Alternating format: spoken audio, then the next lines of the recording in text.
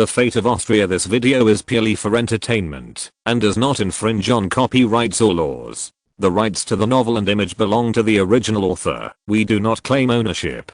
Don't like waiting and want to listen to this fanfic in full now? Subscribe to our Patreon, where you'll find the best fanfics. Chapter 626. Winter in Switzerland. 1845 was a terrible year for Switzerland. There was no snow in the winter, flooding occurred throughout the year, crop failures, and imported grains from Belgium brought potato late blight. By winter, the price of bread had increased by 1000% compared to 1844. People had to scavenge for anything edible in rubbish heaps, many were on welfare, and the number of deaths throughout the year was more than double the number of births. Switzerland used to be the center of the textile industry in Central Europe. However, with the introduction of trade protection policies in various countries, the Swiss textile industry has entered a cold winter due to Franz's intervention. The Austrian textile industry suddenly emerged, and his control of cheap raw material production areas also caused a dimensionality reduction blow to the textile industry in the entire Central Europe region. Industries such as clocks and watches and machinery manufacturing also suffered badly, especially after the opening of trade with Austria and France. The domestic industry was in mourning. A large number of frighteningly cheap foreign industrial products entered the Swiss market. The introduction of advanced agricultural tools from Austria not only liberated the labor force, but also caused a large number of unemployed agricultural people. At the same time, due to the profit-seeking nature of capital, a large amount of farmland has been turned into pasture, exacerbating this phenomenon. Against this background, Switzerland's economy is much more fragile than in history. When natural disasters strike, the Swiss government and people are helpless. Switzerland is surrounded by powerful countries, so it naturally does not dare to shift its conflicts to powerful countries like Austria, France, and Prussia. As a result, various states in Switzerland have wildly imposed predatory tariffs. Ticino has taken advantage of its geographical advantage to increase taxes wildly. There are 13 kinds of toll taxes alone, and a large number of contraband inspections have also been added. Every box of goods must be inspected. Bern levied a consumption tax with the purpose of cracking down on the winner-making industry in Canton Vaud. Valais simply banned goods from other states from entering the area because of its complete industry. The only steadily growing industry in Switzerland is tourism. Due to its pleasant scenery in the Alps, the emerging bourgeoisie and aristocracy are more willing to pay for it. Coupled with the development of the transportation industry and the influence of romanticism, tourism is developing into an independent industry. However, the tourism industry at this time is more appropriately called travel. After all, most travel is done with a strong purpose. For example, artists collect ideas and look for inspiration. Businessmen look for business opportunities and negotiate business, or like Archduke Karl, they simply go to places to prepare for war. Franz once set up a tourism company with Archduke John, which organized the wealthy and free people in Vienna to travel to stimulate local economic development and earn a fortune by the way. But this tour soon turned sour. As long as a big shot went there, a large group of people would follow it like flies. It was more like political speculation than tourism. But if there are no big names participating, there will be no room. The money was made, but the reputation was not spread. In addition, the first organized commercial tourism in modern European and American history was initiated by Thomas Cook in 1841, and the second one occurred in 1845, also organized by Thomas Cook. In the same year, he established the world's first modern tourism industry travel agency. Some experts say that China had the concept of tourism during the Shang dynasty, and there were real travel agencies during the southern and northern dynasties. In addition, the continuous pilgrimage to Mecca in the Arab world since the 7th century can also be regarded as tourism, and many specialized organizations have also emerged in history. So here I only say that it is the first one in modern times. However, Vienna has never been short of big names. In addition to politicians and officials, there are also artists and bankers. Anyway, you can always find a reason to travel. But it wasn't until Franz took over the Dark Night Theater and the Daylight Theater that the industry got on the right track. The stars of these girl groups are better at soliciting customers than Franz, and because Franz trained some older and less popular actors, To become tour guides, many Canaries saw hope for the future, so they were particularly concerned.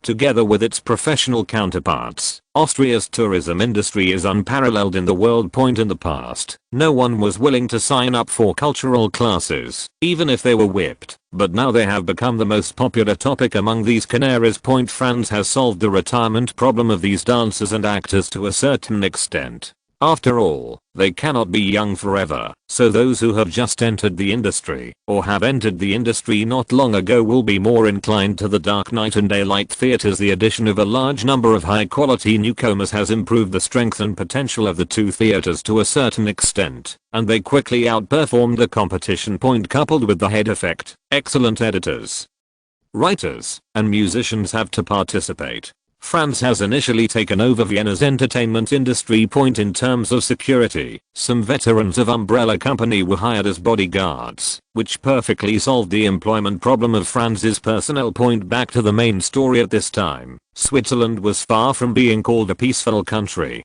Not to mention the civil war, their attitude towards travelers alone was very problematic. Some regional governments even support the practice of robbing guests to solve their own economic crisis. Those legendary luxury hotels often only allow tourists to live in filthy and cramped spaces. Then there is the compulsory consumption. Some tourists want to drink a glass of goat's milk, but in the end they have to buy a sheep. Some local handmade products are sold for astronomical prices. A no-name mechanical watch that sells for 50 francs in France sells for a sky-high price of 500 francs locally. The cost of food, accommodation, and carriages is so high that you also have to pay high tips. So many foreigners who come here say they will not come again. Of course, some people will choose to travel on a budget.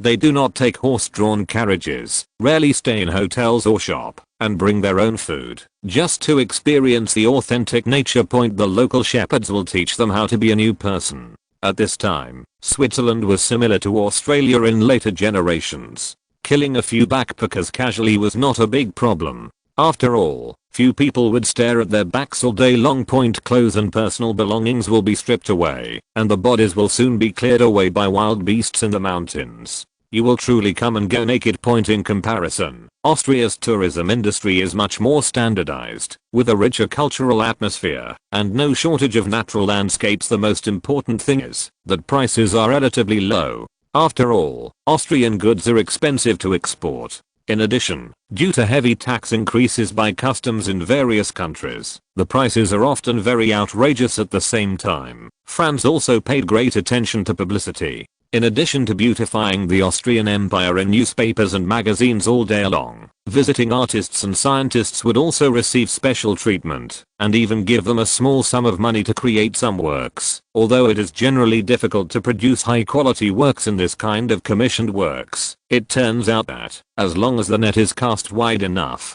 some big fish will always be caught. Some French people, either because of their national integrity, or because they were not given enough money, created a number of black Austrian works. However, due to the lack of artistic appreciation of most people in this era, it had the opposite effect. Those catchy ballads and popular works became accomplices in the invasion of Austrian culture into France. Of course, there are also natural rebels like Hugo. The more those authorities discredit them, the more he wants to take a look. Chapter 627 Navorish, Vienna, Schönbrunn Palace. Franz was stunned as he looked at the list made by Archduke Karol. The latter's request far exceeded the former's estimate. But he knew very well that the Swiss verbal strength did not match their actual mobilization ability, and their fighting will was equally worrying. Historically, the Swiss Catholic League claimed that it had 110,000 troops, but the total number of casualties on both sides during the entire civil war was only 86. Of which nearly half were non-combat losses. This made it difficult for France to place too high expectations on it, so the weapons and equipment requested by Archduke Karol were rejected due to the financial difficulties of the empire.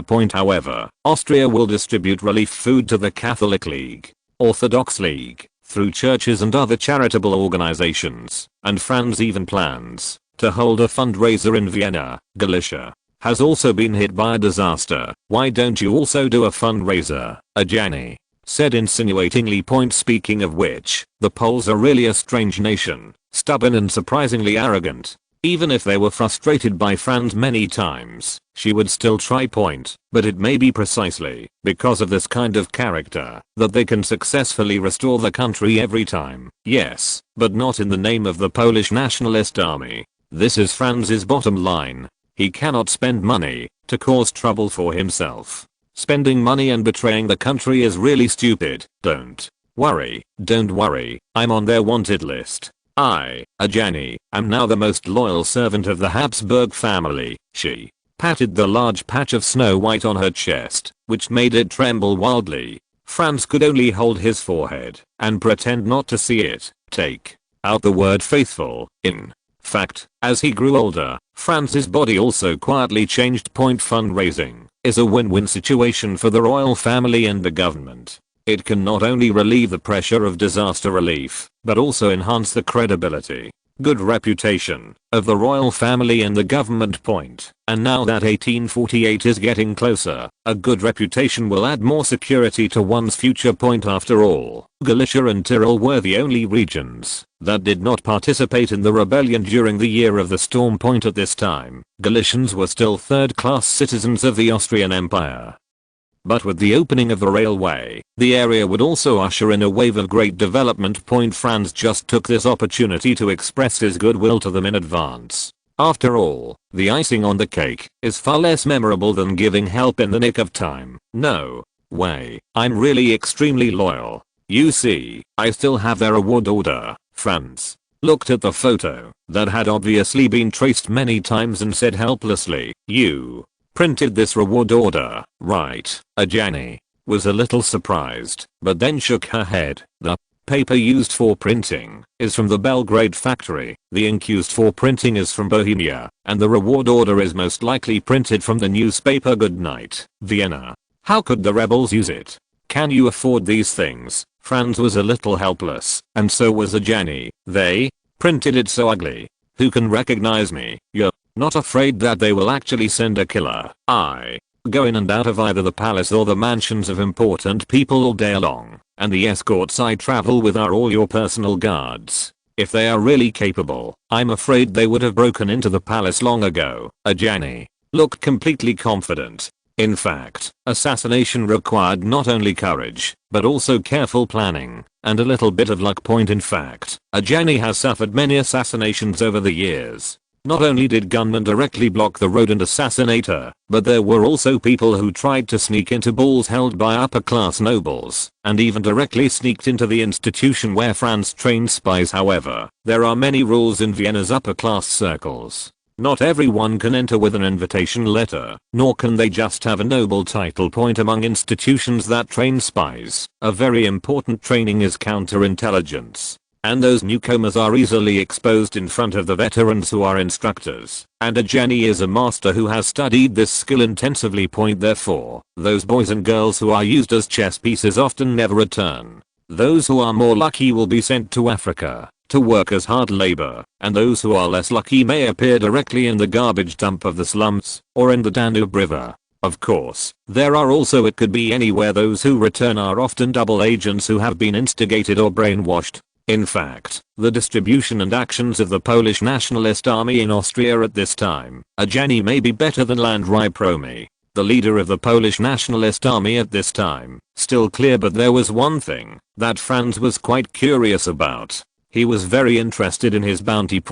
So he asked insinuatingly, "I would like to know who is the person with the highest bounty placed by the Polish Nationalist Army at this time." Ajani may have limited understanding of politics and Franz's big plans, but she understands men, and pretends to answer without thinking. Tsar Nicholas I. But, inadvertently, the corner of his mouth had raised an arc, but Ajani concealed it so well that Franz didn't notice it. The latter is a bit depressing, but the former is right. The Tsar and Russia are indeed the sworn enemies of the Poles, and they also occupy the most Polish territory. It is completely reasonable to list them as the number one hunting target. But this was obviously not what Franz wanted to hear, so he continued to ask, "I'm asking about China, Franciscan, Karolinsky, Frankenstein." Karolinsky was originally a high-level member of the Polish Restoration Army. In fact, He had been serving the Tsarist Russian government or indirectly or directly killing many real Polish restorationists in 1845. He even openly surrendered to the Tsar, was granted the title of Russian nobility, and became the head of the special third section in Poland. I'm asking about the Austrian Empire. Franz said helplessly. Jenny pretended to be surprised and said, Emperor Ferdinand I. The reward is 500,000 rubles. What? About number 2, your mother, Madame Sophie.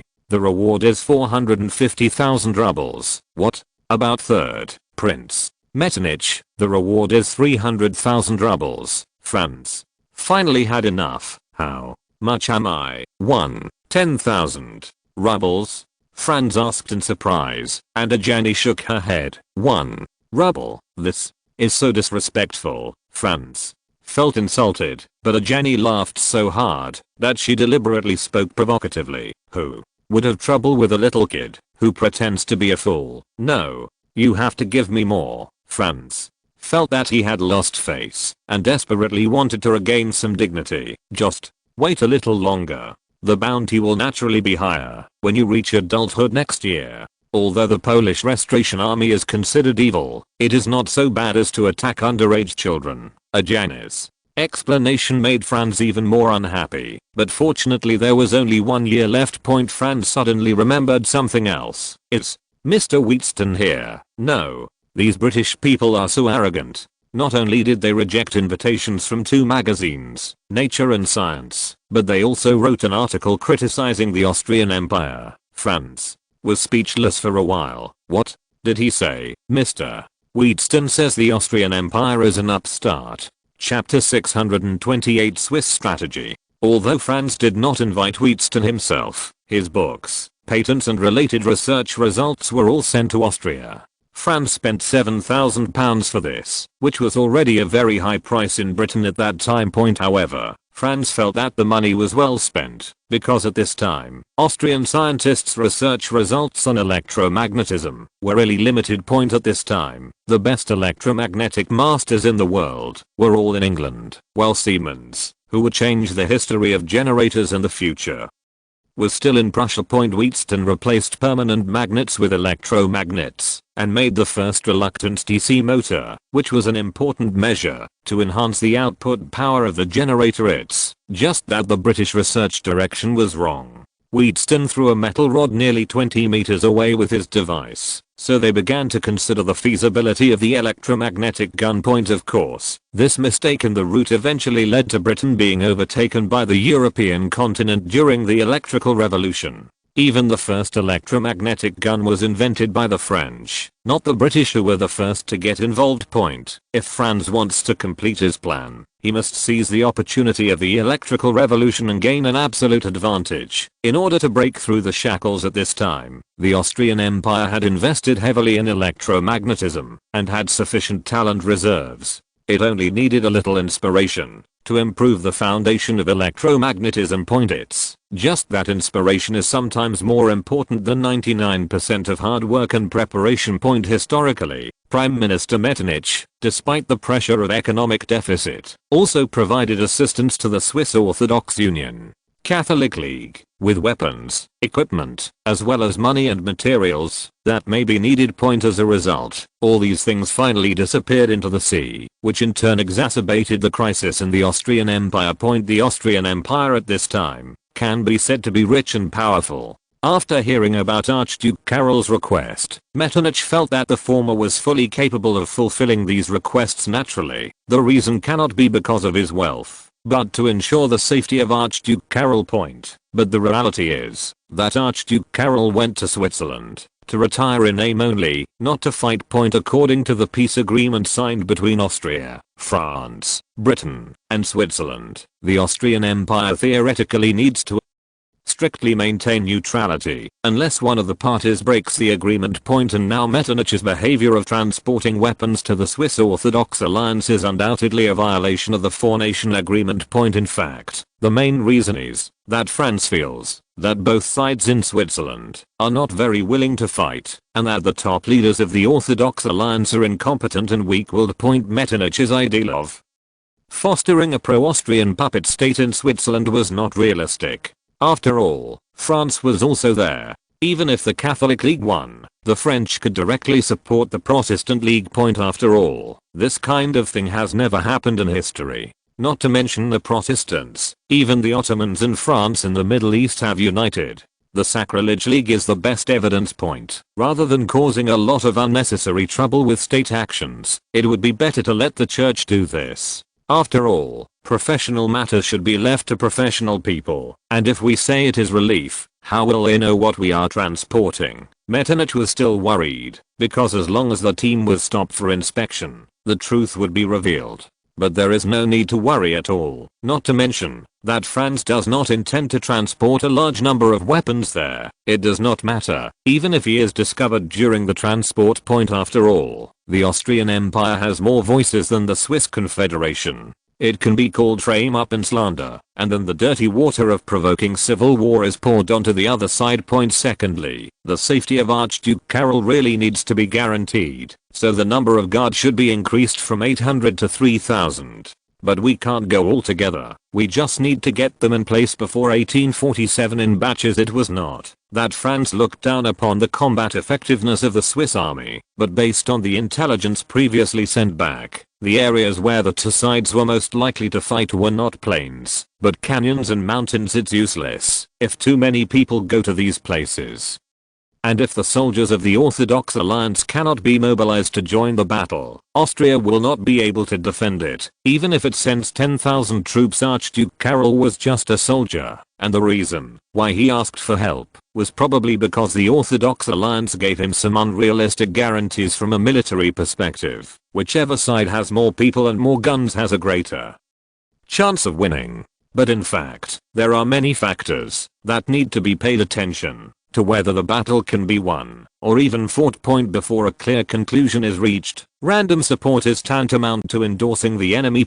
However, France still needs to send someone to communicate with Archduke Karol, otherwise the old man may think that he has been sold. In fact, there are quite a few people within the Swiss Orthodox Union who want to get some benefits from Austria. After all, Switzerland is suffering from natural and man-made disasters at this time, and there is no profit at all. In fact, in addition to collaborating with Austria, the Orthodox Alliance also has inextricable ties with the French, and even the Kingdom of Sardinia has joined it. With many boats on their hands, they have no idea how they can lose, so rather than preparing for war, they want to gain more benefits. The French had similar ideas to Metternich.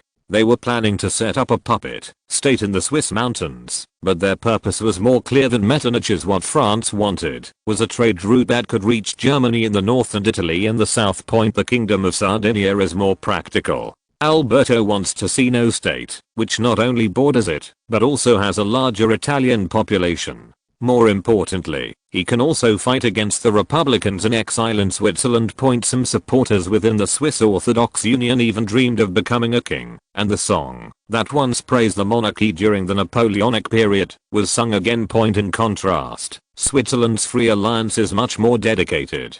They raise their own military expenses and import weapons from the UK. Although the reason is to strengthen public security, what kind of gang needs 100 artillery? This is a question worth pondering. Henry Duffer's reforms had a very obvious effect on the Free Alliance army. At least the temporarily organized mountain men were more like an army at this time. He also did a lot of investigation. Based on reliable intelligence, the Liberty Alliance side developed at least 5 strategies to deal with possible situations. Just speaking from an attitude point of view, if there is no external interference, the Freedom Alliance will definitely win. Although both sides are actively preparing for war, whether with actual actions or just words, there is generally a lack of enthusiasm.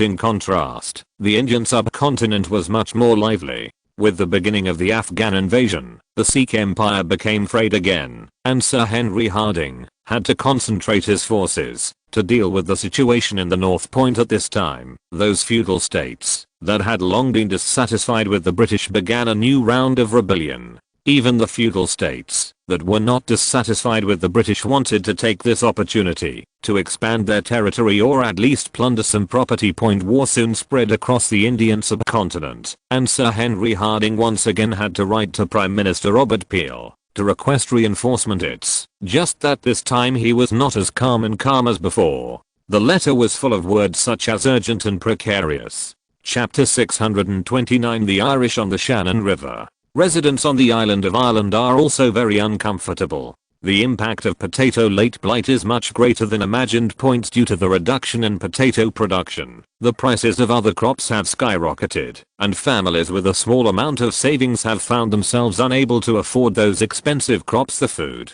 that Franz asked the church to leave on the island of Ireland could only lighten their burden, but could not save everyone. As a result, some people started to pay attention to the things in the cellar, and some people took them as their own and truly changed their identity and destiny. But the price is to sacrifice other people in the village. At this moment, the ugliness of human nature is fully exposed. People were robbing each other of things in the cellars. It was bloody and cruel between villages and villagers. The result was that all Franz's previous plans were wiped out. Instead of benefiting from the contents of the cellar, people suffered more severe losses. This was something Franz had not expected. He thought everything was too simple. In fact, it is difficult to work together in the same boat without restraint. But what is surprising is that the British chose to turn a blind eye to everything that happened on the island of Ireland. The living and dead seemed to not exist. Even after some reporters published what happened in Ireland in newspapers, the attitude of the British government and mainstream media was that maybe something happened there, but no action should be taken until the matter was clear. During the debate in Congress, many members claimed that the laws of the market are sacrosanct. Violation of it will inevitably lead to punishment, which is particularly deterrent for Britain, which has suffered 2 consecutive economic crises. Although Robert Peel preferred to rely on market rules and time to solve problems, he actually made some suggestions, such as amending the corn laws. Although his proposal received unanimous support from industrial and commercial capitalists, it encountered collective opposition from agricultural capitalists,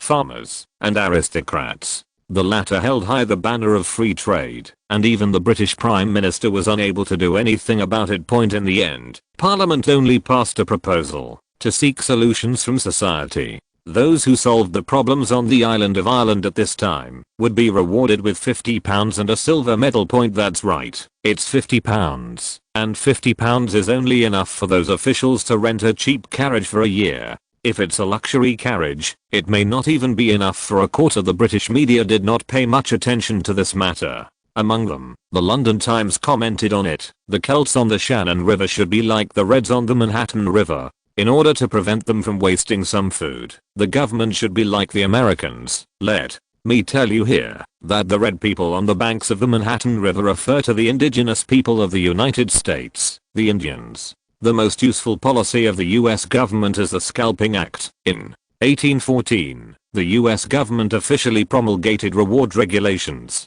to reward brave men who scalped Indians. A male scalp was awarded $100 and a female scalp was awarded $50. This eventually evolved into today's Indian Removal Act. But the world is not all bad people. Queen's Village, Southern Ireland. Witnessed by the most powerful men in the village. The village chief opened the cellar door, then took out 2 large bags of grain, and began to distribute them evenly to everyone. In fact, women, children and the elderly could only receive half of the rations of adult men. This made Scathach Jennings very unhappy, because there were too many women in her family and her eldest brother was often away from home. As the door was slammed shut, the chains were once again surrounding it, and with a click of the lock, everyone began this month's mass. Since there was no priest, the villagers had to perform baptisms themselves. It's just that in the eyes of the children, this is as happy as the water splashing festival, and they have no sense of crisis at all. The worried adults seemed to be infected by this emotion, and they no longer frowned. Perhaps the cellar gave everyone hope. But everyone knows that the food inside cannot be endless. People will eat up the food one day, even if they don't eat it up this year. What about next year? But relatively speaking, they were very lucky, because some villagers had starved to death, and some even killed each other for food. What was even worse was that some villagers did not have such cellars at all. Scathach's sleep has been very bad recently because her eldest brother has no idea what he is planning all day long, and Wine doesn't feel like a good person. But how to remind Patrit? She mused. However, Scathach soon met his eldest brother again. After all, it is not easy to be a wild child, especially on the island of Ireland at this time. The Vol problem that has troubled the British big shots for many years is about to be solved. Patrick's face and hair must have been specially arranged, but the tattered clothes on his body still betrayed him, and he shrank and waited for his sister's rescue point. Fortunately, the elders in the village did not forget his share. It is obvious that his parents deliberately gave Patrick's share to Scathach. Hero, are you hungry? Scathach joked. Stop being so pretentious. I haven't eaten for 3 days. If you don't let me eat anything, I'm going to starve to death. Patrick said. Scathach continued, shaking the pancake in his hand. Then why don't you go home? Although it is called pancake, it is actually made of flour and grass seeds. It has a strange color and taste. But Patrick still grabbed it and started chewing it. He didn't know whether it was because the pancake was too hard or his gums were loose due to lack of nutrition. The pancake was soon stained with blood. Why don't you go home? Your parents are very worried about you. You are the eldest son and you want to inherit this family. Patrick was sniffing and eating pancakes. Irish men must keep their word. Scathach was not moved by the other party's speech at all, but asked instead, then, the oath you said before to protect your family doesn't count. Patrick was speechless. I will protect my family silently. Patrick was obviously a little weak, so Scathach took the opportunity to continue. You can't even take care of yourself. Who else can you protect? Come home with me. I'll be embarrassed if I don't. You've blown a lot of lies. Everyone knows what kind of person you are. Scathach picked up Patrick and walked towards home point. But in fact there are not many places like Queen Village. But this level of despair seems to be something the Irish are used to. Compared to the following years, Ireland at this time can even be described as calm. O'Connell continued his campaign, and at Borres he was again given a warm welcome. The people were so hungry that they had no strength, and there was no green flag symbolizing Ireland. But those people still shook the branches vigorously, as if to welcome the coming victory. Chapter 630 Cutting Business. O'Connell hopes to use peaceful petitions to make the British understand that Irish lives matter. However, although the momentum of this approach was huge, it had little effect, or it was well received but not popular. Although O'Connell was convinced that his actions would promote the British government and eventually allow Ireland to gain autonomy. But the gentlemen in London actually don't care about the affairs of the Emerald Island. It is more important than the Indian subcontinent, the new territories of South America, the Near East, the Far East, Africa, and even Oceania. However, it would be unfair to say that the United Kingdom has done nothing to Ireland over the years. In fact, the British government has long intervened in Irish affairs, just to not violate the free trade theory. Most of the British actions did not involve economics, and the most important measure was the Poor Law. This is a poor man's law modeled on British workhouses, asylums. This completely outdated practice was supported by landowners and churches who felt it was the best way to liberate people from the bondage of the land, and the factory owners who formulated it were even more happy to see its results. The Poor Law divided Ireland into 130 parish-joined workhouses. Each workhouse set up a poor workhouse to provide food and accommodation for the poor, but they were required to work to repay it. This seems to be very similar to the work for relief system that became more popular in later generations. But there is a problem here. The almshouse does not give money, but room and board. This has not improved the living conditions of the poor, but has placed a heavy burden on local governments. In order to facilitate management, the local government implemented iron-fist management of the poor institutions at the same time. Since the workhouses were borne by the local finance, the management of the workhouses became a business again. The nobles and capitalists will certainly not manage these poor people personally. To implement effective management, they must find some people who can intimidate them. Then those hooligans and scoundrels who usually do mischief suddenly turned into managers of the workhouse, holding whips and rulers in their hands. I don't know if they thought these people were overseers. This group of people managed the workhouse, and one can imagine the life there, with endless abuse, extortion, and violations. But neither the police nor the compatriots turned a blind eye to these. Therefore, only the elderly, sick, orphans or those who are really desperate will enter it, but they all hate it deeply. There was once a noble young man who ran away from home and fled into the workhouse. When he was found a year later, he was already crazy, had lost his left eye and all his teeth. Only the index finger of his left hand was left, and his right leg had rotted and deformed. The workhouse is most often described as a devil's cave, a bottomless abyss. Facts have proved that it was a very wise decision for Franz to hand over the management of the entertainment industry to Carmela Sittles, Credia, Tina, and Froglover. These people are ambitious, courageous, capable, and far beyond ordinary people's knowledge. Coupled with a little support from Franz, the value created is very gratifying. However, Franz still has to put a lock on them.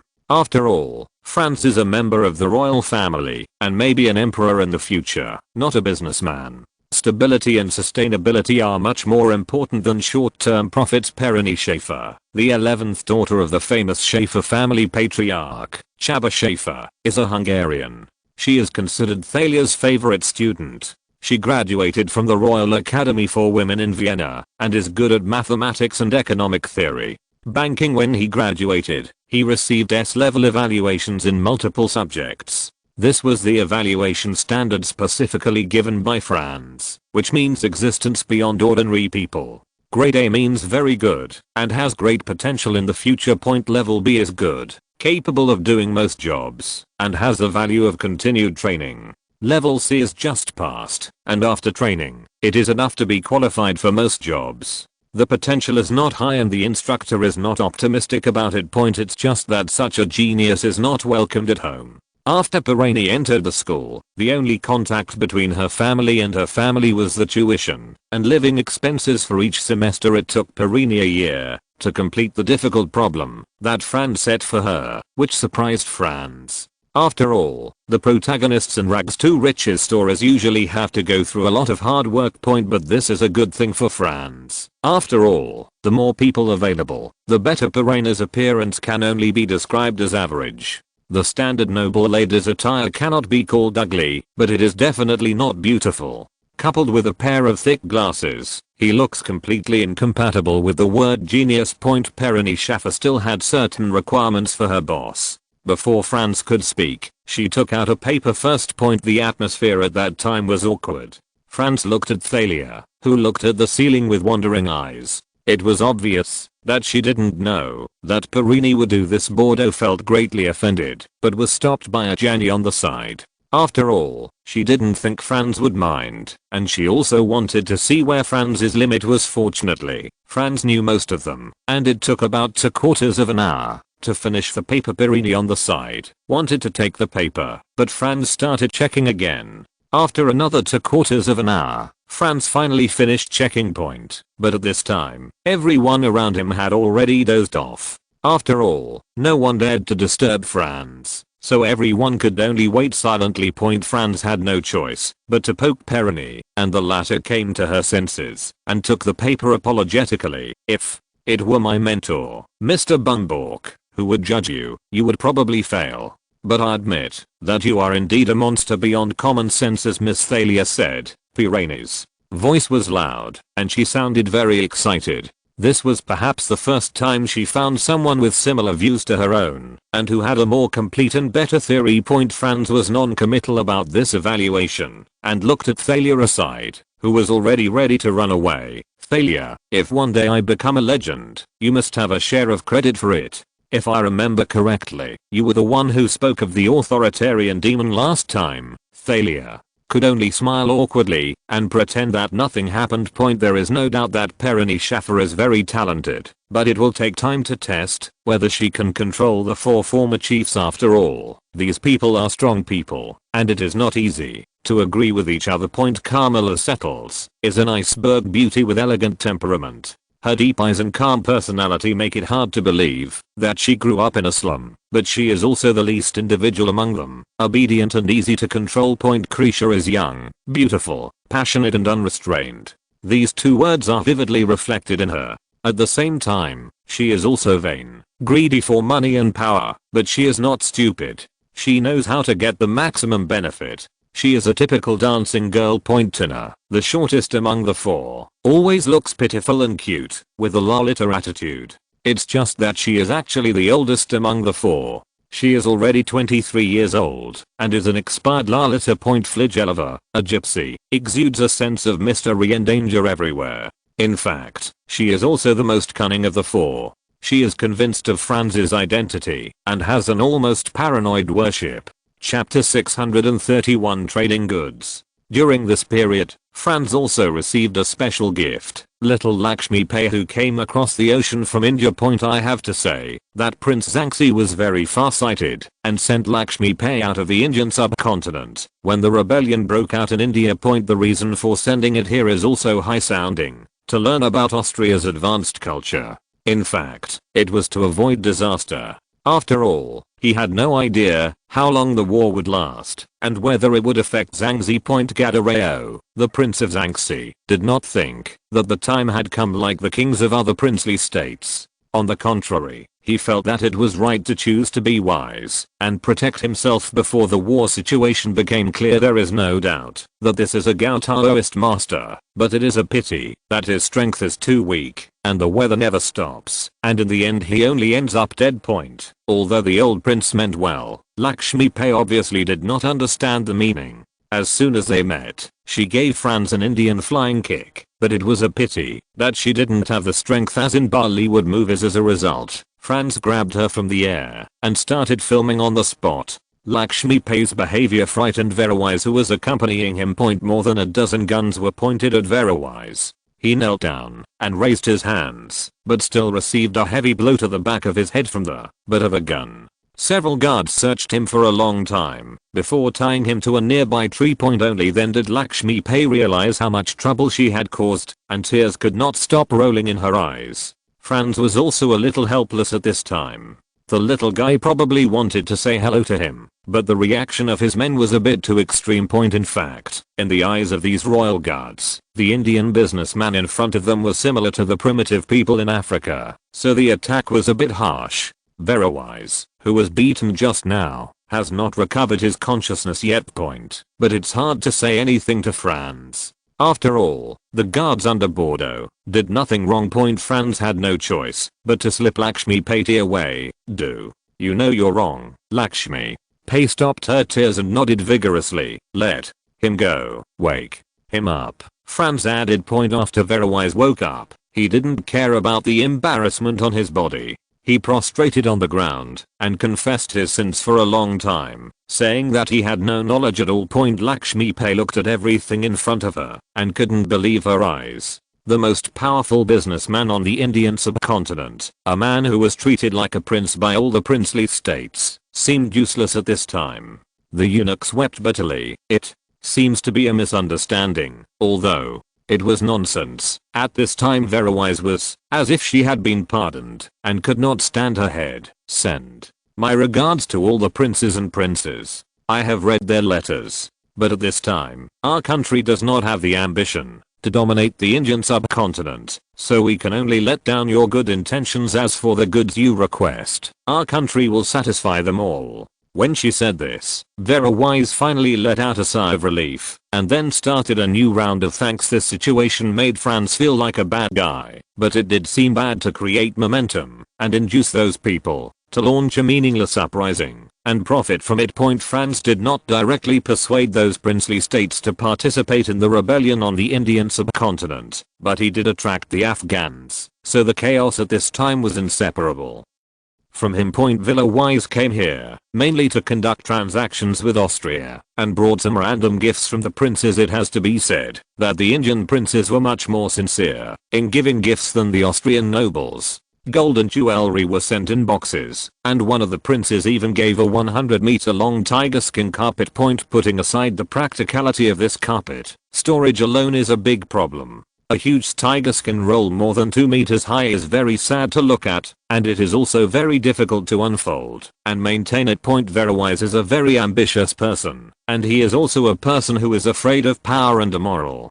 Franz needs to make him understand the gap in status and strength between the two parties, so as not to affect future cooperation. As for whether Villa Wise would hold a grudge and wait for an opportunity to retaliate, Franz thinks not. After all, he is a top businessman and he can understand what maximizes profits. However, the scene just now clearly frightened the Indian version of Joan of Arc. Lakshmi Pai only dared to lower her head behind Franz like a child who had made a mistake. Franz's sister Maria was very interested in this bejeweled kid. After all, the women around Franz were usually too mature and obviously couldn't become friends with her. Lakshmi Pai wore a traditional Zangsi dress with many colorful gems, gold and silver inlaid on it, so it was very attractive to children. So beautiful. Brother, is she your maid? Can you play with me? Maria said in a cute tone as much as possible, because Franz was obviously a soft-spoken man. Franz quickly picked up Lakshmi Pai and said, "This is a dangerous person, much more powerful than the rabbits and great orcs you usually catch. Didn't I give you a sea otter last time? Did you eat it again?" "I didn't," Maria said confidently. "Isn't the sea otter much cuter than this thing? My father brought it back from Alaska, and the population of that thing is declining rapidly, and it will become a rare animal in a few decades. Although most sea otters are not aggressive towards people, they are generally very timid and not suitable for keeping as pets. However, there are always a few exceptions. They stole fish from an Austrian boat and were taken back to Vienna. It was only when we arrived at Schönbrunn Palace that we discovered the problem. That is, seals are the natural enemies of sea otters. The seals, who are usually slow and seemingly innocuous, went crazy against the sea otters and killed half of the sea otters within a week. Franz can only keep it in the house to prevent it from being eaten by seals. In fact, the main reason why seals attack sea otters is because the latter attacks seal pups. Sea otters can't talk. I want one that can. What about the parrot? No, you hate it. Okay, but this guy came to Vienna to go to school. He can't spend all day messing around with you at home. Isn't there a school at home? Can you let her in? Or you can ask your mother," Franz said, holding his arms. Maria was still in awe of Mrs. Sophie. After all, the former would only be nice to her when she wanted to show off, and would often forget about her. In fact, the main reason is that Mrs. Sophie has strict requirements on Maria, and she usually has a fierce image in the minds of her family. "What do you want?" Maria had long been accustomed to Franz's speaking habits, and she knew that Franz must have conditions to talk to. "It's time for you to go to school." "Don't want." "How did you promise me last time?" "My mother said that I, a girl, don't have to go to school. I have already fulfilled my promise by going to school. It doesn't count here. I'll tell my mother about it." "Disgusting. I won't go." "Then I'll throw this thing into the pot and cook it." Franz shook the Indian version of Joan of Arc in his hand, and the latter could only look at the ground resignedly. "Okay, give her to me and I'll go." "Deal. But I have to let her learn the rules first, and I'll give it to you in a month." Chapter 632. Hugo is here. Hugo's father was a general under Napoleon, who was good at fighting, and his mother was the eldest daughter of an ancient wealthy family. The union of the two should have been the typical fairy tale of a prince and a princess before, but later it was regarded as a sweet love story between the tyrant and Baphomet. It's just that the union of the two occurred during the special period of the French Revolution. A Republican general and a traditional aristocrat had a fierce collision. Republic is the future of France. The Bourbons are French orthodoxy. You are feudal and backward. You are barbaric and cruel. You are ignorant. It's ridiculous. Barbaric cruelty refers to the extreme rule of the Jacobins, and ridiculous refers to Napoleon's restoration of the monarchy. In the end, Hugo's parents chose to part ways, and then he became a royalist under the guidance of his mother. As soon as the Bourbons were restored, Hugo published many articles praising the monarchy. In the eyes of the unaccompanied Bourbon royal family, Hugo was simply the light of France, and they immediately labeled him a child prodigy at such a young age. However, as he grew older, Hugo began to lean toward liberalism. During the July Revolution of 1830, he enthusiastically praised the revolutionaries and hoped to establish a republic. This seemed to Louis Philippe of the Orleans dynasty to be treason, and he tried to marginalize it. Hugo then wrote The Hunchback of Notre Dame, which satirized the church and feudal kingship. He was thrown into Arkham prison by the angry church and king, and for a time he became Louis Bonaparte's cellmate. This period does not exist in history, but history changed. As France captured Texas and suppressed the uprising in Lyon, Louis Philippe's confidence grew for a time. But after all, Hugo was born into a noble family and had an astonishing talent in literature.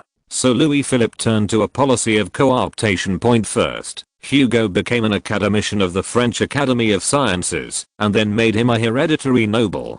Not long ago, he became a member of the House of Lords. Louis Philippe was very willing to portray himself as a people-friendly king, so he chose to talk to the young man who once mocked him like an old friend. Paris, France. In the Tuileries Palace, Louis Philippe took Hugo's arm, led him into the antechamber, and formally introduced the genius at the king's ball. Everyone in the audience knew that this was Louis Philippe's way of winning people's hearts, but no one exposed it. But for Victor Hugo, who had been nurtured by the royal party since childhood, at that moment he really hoped that Louis Philippe could restore the glory of France, as he said. In the following social time, Louis Philippe explained his ideas to the Orléanists. I thought taking Tahiti was a mistake. I thought the people would support it, but no one cared.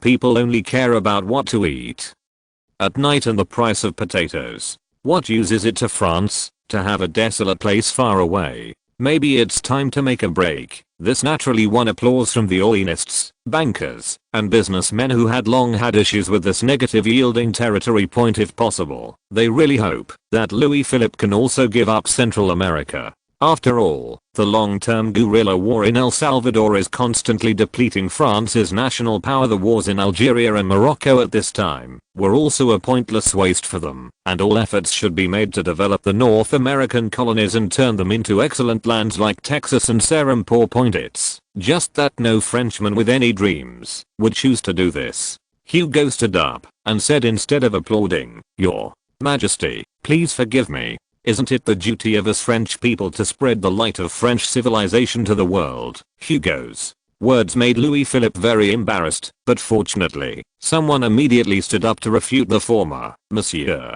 Hugo, of what use are those islands like a smudge to great France, dear Mr. Clarence?" That was also said of Venice before the 7th century AD, of Holland in the 16th century, and of England in the 18th century. Clarence. So what, Hugo? It is not ignorance that hinders France's progress, but arrogance. Hugo, who was thrown out of the Tuileries Palace, felt that he was not wrong, so he planned to go to the most conservative, feudal and backward country in the world, to have a look. After a 2-month journey by carriage, Hugo finally arrived at the place where Napoleon's dream began, the port of Toulon. The moment he stepped onto the clipper boat, he felt like flying, and the whistling sound of the wind reflected France's speed. How wonderful! If only France had such fast ships at the time of the Battle of Trafalgar. The sailor on the side couldn't help but interject, "Monsieur Hugo, this ship cannot fight." "What?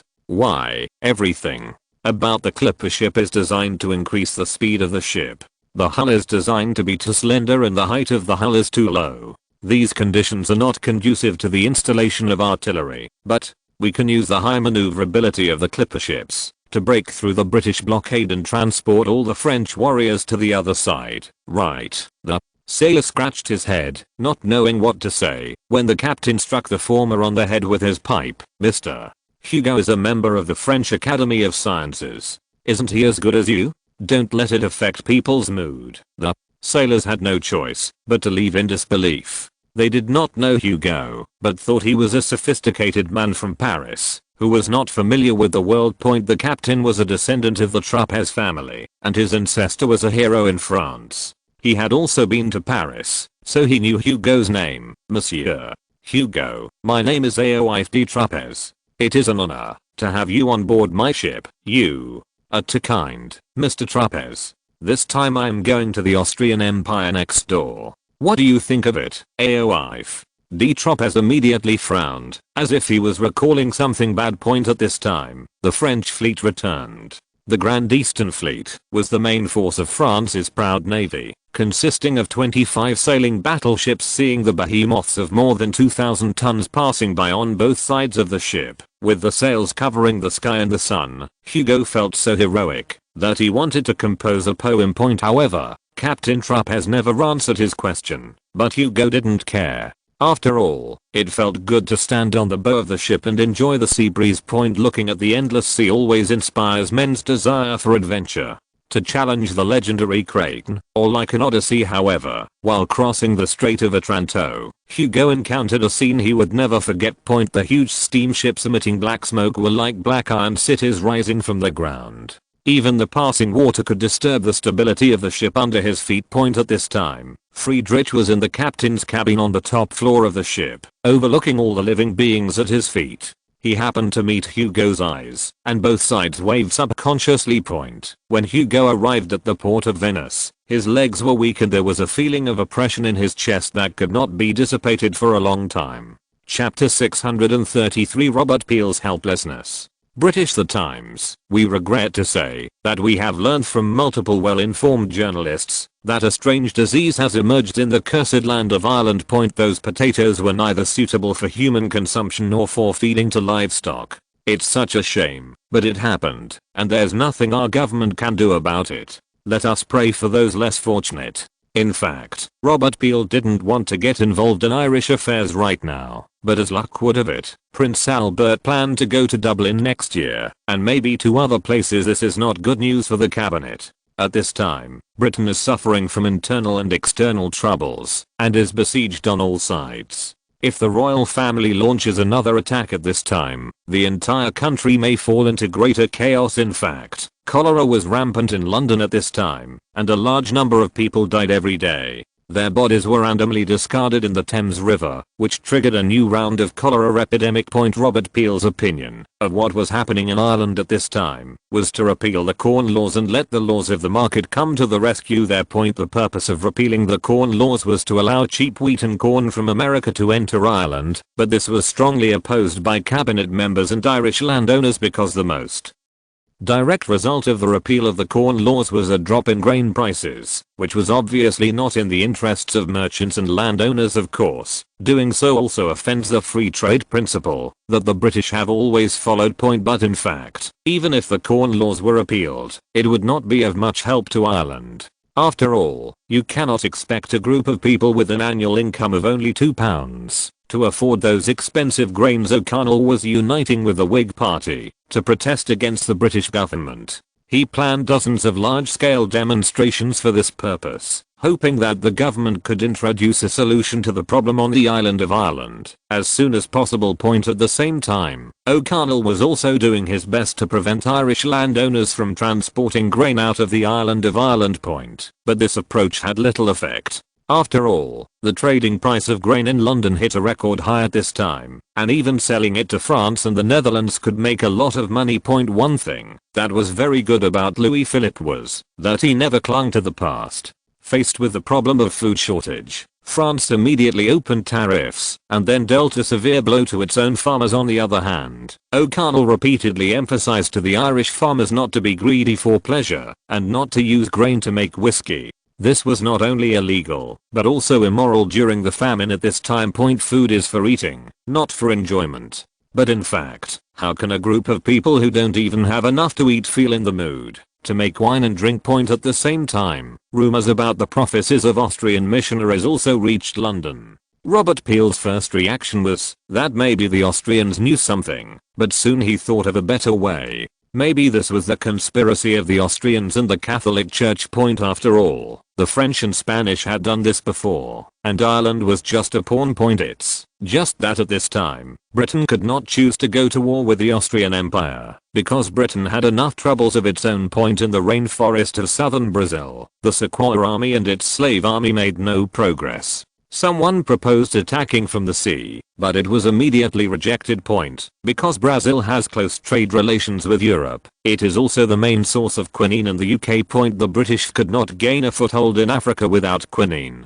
The Ashanti War in West Africa, the nomads and the Boers in South Africa were all threats. In fact, the resistance of the Ashanti people lasted until the beginning of the 20th century, before it was completely defeated. At this time, the Ashanti people happened to be bordering the Austrian colony of Togo. It is normal for the two parties to communicate with each other in private. After all, one party wants gold and the other wants weapons. In fact, the Austrians are very generous. They can work without gold. Moreover, Austria will not directly enslave the Ashanti people, but will only settle the settlement according to the employment relationship. In terms of credit, the Austrians are much better than the previous colonists. At least they will not buy and sell by force, let alone catch all the weak parties in one go. The only fly in the ointment is that the Austrians do not accept the slave trade, but this does not trouble the clever chiefs, who can send some trusted people to act as overseers. This perfectly solved the problem of the source of weapons. The British's quinine ration was very limited and could only guarantee the dosage of those senior officers, so it was impossible to pursue the indigenous people in depth. As a result, the British became increasingly passive and the Ashanti indigenous forces became stronger and stronger. Italo Akurado was the ruler of the Ashanti at this time and the most powerful pole in the tribal alliance. Italo Akurado's ambition was not just to drive away the British. He also wanted to annex Dahomey, the Danish Gold Coast, and even the Austrian Togo region. Franz knew this kind of people very well, but he was not worried, because the British were not that easy to deal with. After all, the Ghana region is a good colony, with rich products and a sufficient population. It has everything needed to become a powerful colony. It is not without reason that this land is called the Gold Coast. In 1840, the British revenue from the land was close to £400,000. Of course, this is only superficial income. In fact, the local governor married several famous ladies in succession, including the famous London actress Letitia Elizabeth Landler. However, most of these people would not survive a year on the Gold Coast, but Governor George Maclean's marriage announcement was still a hot topic in London social circles. Some people say that George Maclean secretly bought and sold slaves and did illegal things, but several investigations have failed. It's just that George Maclean did not have a comfortable life at this time. After all, the indigenous people no longer use the Dutch guns and cannons, but the same weapons as the British soldiers. This directly increased the intensity of the war by several levels, and the casualty figures every month made him feel uneasy. Closer to home, the British could not pass on the contradictions, so they could only solve those who raised the issues. This resulted in some mainstream media smearing them and bombarding the Catholic Church. At the same time, associational organizations on the island of Ireland exploded as more and more people believed that only the Irish cared about the lives of Irish people. Men are often seen gathering in twos and threes in the village, and they are not as peaceful as those drinking parties held by Young Ireland. They would resort to violence, using farm tools such as hoes and sickles to attack wealthy businessmen and landowners on remote country roads as for the method of dealing with the Brazilians. In 1845, the British Parliament passed a bill authorizing the Royal Navy to intercept, search, seize, and investigate suspected slave ships in the South Atlantic and deliver them to the Admiralty Court for trial. This was undoubtedly a heavy blow to the Brazilian Empire, which relied heavily on the plantation economy. If you're listening to this novel on a channel other than Fanfic World, it means they downloaded and uploaded it without effort. We cordially invite you to visit our channel, Mundo Fanfic Novelos. There you'll find the original version of this story and you can explore many other novels of various genres. We're waiting for you to immerse yourself in a world of incredible novels. Chapter 634 Hugo is coming. There was once a group of exiles who were not accepted by the world. They fled from the Roman cities in the north and east into a vast and flat lagoon. A lagoon refers to a local seawater area separated from the open sea by spits, sandbars or coral reefs. Fresh water from land rivers and salt water from the Adriatic Sea merge here. At the same time, the rivers bring a large amount of organic matter, forming a resource-rich fishing ground. At high tide, there are small islands here. At low tide, this is a shoal divided by the river. Islands formed by the accumulation of gravel and rivers help protect the lagoon from the sea. Pine trees grow thickly on these islands. The shallows are covered with reeds and weeds, and a large number of animals and fish live in them. This desolate swampland is far less lifeless than it looks. This place is not far from the Italian peninsula, the center of Roman civilization, but it is indeed an inaccessible and desolate place. This is undoubtedly a place suitable for seclusion, with only the sounds of insects birds, and wind and waves. The exiles couldn't help but be attracted to that source of light. They discovered an island. Then a tidal voice told them, "This is the land God promised." That's right. There is a promised land. This is one of the most well-known origin stories of Venice. Hugo naturally knew this, and even knew about Venice's past glory and fall. The Queen of the Adriatic had become a prisoner of the Austrian Empire at this time.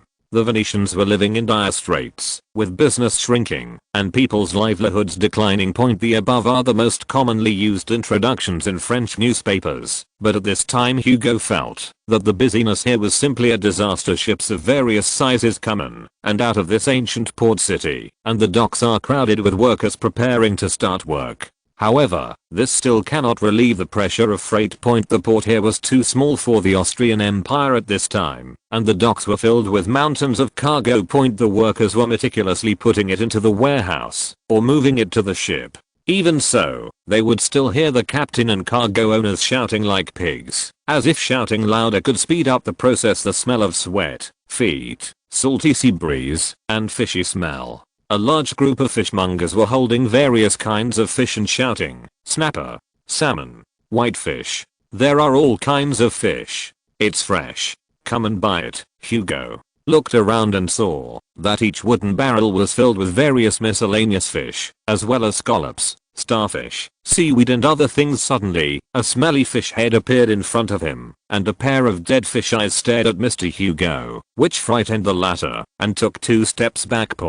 But the fishmonger still said reluctantly, "Sir, good taste. My fish is the freshest in Venice. Let me show you this black fish." As he spoke, the fishmonger took out a black fish from the bucket without any explanation, and stuffed it to Mr. Hugo. The latter was unexpectedly slapped several times in the mouth by the fishtail, and the fishy smell made him scramble even more. What was even more unfortunate was that he stepped on a dead fish left on the roadside, so he jumped into the air. The black fish in his hand tried to escape, but the fishmonger quickly caught it in the air and stuffed it into the wood again. In the barrel. "This is too terrible.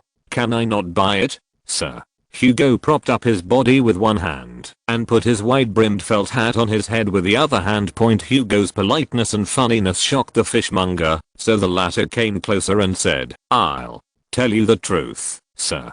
I can tell at a glance that you are no ordinary person, so I'll tell you a secret.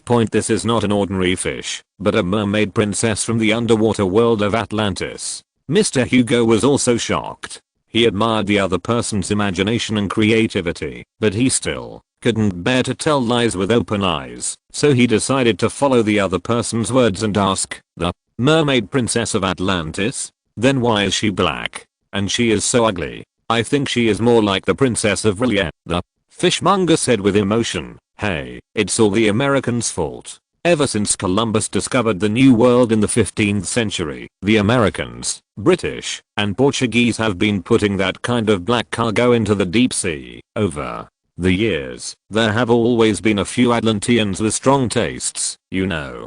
Hugo looked at the sincere look in the fishmonger's eyes, then looked at the abyss black fish in the barrel, and asked in a strange way, "How much? Your accent sounds like you're from France, right? There's a bit of a Parisian accent. Can you hear this?" "Of course. Parisians are all fat and very friendly friends." "Then I'll give you a 20% discount, 80 francs. This price is quite normal for Hugo, a Parisian, but although he is an aristocrat, he is not without life experience. When Hugo was a child, he was treated coldly when he stayed in other people's homes, and he was also short of money when he was young. The price of marine fish here is based on the plot in the Count of Monte Cristo. The Bishop of Abuja asked Edmund if he liked to eat sea fish. Edmund replied that he had not eaten it for a long time because it was too expensive. The Bishop of Abuja asked, "How much is it?" Edmund replied, "A sea fish shipped from Provence costs 100 francs. Getting back to business, Hugo said directly, 40 francs. This is the princess of Atlantis. She's black. 40 francs. Leave without selling. Don't. You are really good at bargaining. 40 is 40. Just treat it as a friend." The fishmonger handed the barrel to Hugo boldly, and the latter took the barrel with one hand and kept it in the air with the other. The former looked at the latter with some confusion. "Victor," Hugo, nice to meet you. The fishmonger quickly wiped his hands and said, Charles Dickens, nice to meet you too. After Hugo left, the fishmonger stood up and shouted excitedly, Kathleen, we have money to continue traveling again. On the other hand, Hugo carried the barrel and walked to an uninhabited sea cliff. Don't get caught again, Your Highness, Princess of Atlantis. Hugo made himself laugh as he spoke. Then he lifted the bucket and let the blackfish return to the sea point. Hugo was carrying the barrel and was going to the market to recover some costs. But what he didn't know was that the fish behind him was changing rapidly. The whole fish expanded instantly, and its upper body gradually transformed into a human shape until it fell into the sea and disappeared without a trace, leaving only a pool of foam. Anderson, who was fishing and collecting wind at the beach, witnessed all this. He only saw a man turn around and leave, and a half-human, half-fish female creature fell into the water and disappeared. Ah. This is such a wonderful love. Then he started writing furiously. When Hugo left the port, a large group of carriage drivers surrounded him and asked him enthusiastically in various languages, Good afternoon, sir. Among them, there was actually a coachman who could say hello in French. This changed Hugo's attitude towards this country, so he answered in French, Hello, hey, there's a French guy here, brothers. Venetian dialect. Happy Children's Day to everyone. Chapter 635 Stonewall Jackson. After the Mexican-American War, Stonewall Jackson, Robert E. Lee and others who were supposed to shine in this war, instead of taking advantage of it to achieve great success, became the butt of jokes and scapegoats. Stonewall Jackson took the initiative to lead his company to fight to the death, hoping to stop the pursuit of the Mexican cavalry. The latter decisively chose to take a detour after several unsuccessful attempts and successfully annihilated the brigade headquarters that was about to escape. As a result, Stonewall Jackson was labeled an idiot for his heroic actions, and he was demoted to sergeant and expelled from West Point Military Academy. Stonewall Jackson's only choice seemed to be to go back to be a sheriff. Fortunately, with the help of the Virginia congressman, he could return to his hometown with glory. In fact, Congressman Terrell also planned to marry his youngest daughter to Stonewall, which was both a repayment and a favor at the same time. It is also a kind of protection. After all, there are people in the court who are easy to do things. The Stonewall can block open guns and hidden arrows, but it may not block rumors. Although Thomas Jackson had a weathered face and a big beard, he was actually still only a 21-year-old young man, so he decisively rejected Representative Terrell's proposal. Stonewall Jackson left West Point as funny as he came, with a bucking horse, 2 bags of luggage, and a big black pot. He once again became the laughingstock of his classmates. The teachers who taught him felt that they were disgraced. No one planned to give this expelled alumnus a favor, and Stonewall still went its own way, taking the blame and leading the old horse out of the school gate point. But there was already a well-dressed gentleman waiting in front of the door. As soon as he saw his appearance, he stepped forward to ask, "Ah, you Mr. Thomas Jonathan Jackson from Fort Clark?" Stonewall is a bit confusing. "It's me. How can I help you?" said the respectable gentleman with a beaming face. "My master wishes to see you." "No, I want to go home." Stonewall's answer was very straightforward, which made the latter a little embarrassed, and he quickly changed his words. "Mr.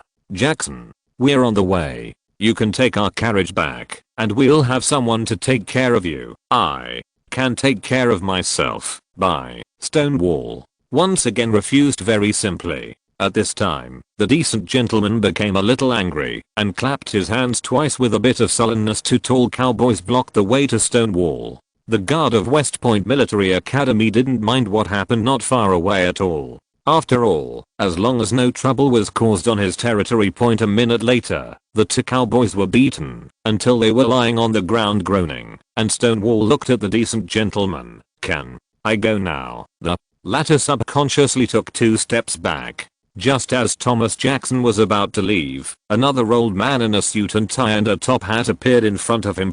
Before Stonewall could speak, the old man introduced himself. "I'm the mayor of Fort Clark, Jack Hinton." The Old man stretched out his hand first, and Thomas Jackson learned the identity of the other party and quickly wiped the blood on his white shirt with his hand. Hello, Mr. Mayor, my name is Thomas Jonathan Jackson. Mr. Jackson, my people were a little rash just now. I hope you can forgive them. It's windy here. Why don't we talk in the car, Jack? Hinton pointed to the oak carriage not far away. The door handle was made of brass, which showed that the owner's identity was extraordinary. Jonard, get the boys. We are going. Stone Wall and the mayor boarded the carriage. After a bumpy ride, it was the mayor who spoke first. Mr. Jackson, I think you can understand one thing. Before you come to Fort Clark, please speak. Mr. Mayor, during the time you left, Fort Clark had 2 mayors and 5 sheriffs. In fact, the townspeople of Fort Clark really hope that the good Sheriff Stonewall Jackson can return as soon as possible, because after he left, the gang became unscrupulous again. Especially during the Mexican-American War, the police colluded with those gangster families and used the opportunity of the war to continuously grow their power, even bypassing the local government and almost taking Fort Clark as their own. The boss of the Sheridan family is like an underground mayor. Casinos, banks, brothels, and bars are all run according to his order. He is the shadow of the entire town. Mr. Jackson, Congressman Terrell praised you very much, calling you a man as strong as a rock.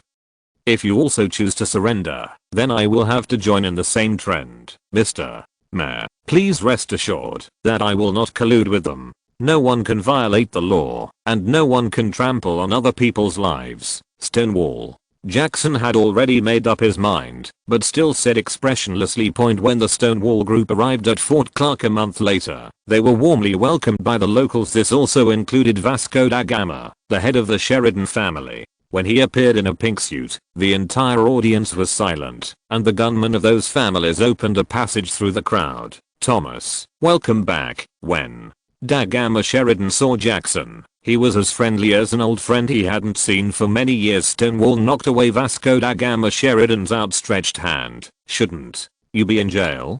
Jackson said indifferently. The man in front of him had been thrown into jail by the former for intentional injury, murder, extortion, arson and many other crimes. Of course it's because I've gotten better. Look at this outfit. What a gentleman. Da Gama Sheridan showed off the delicate crutches in his hands and the pink suit he was wearing. The best thing is true.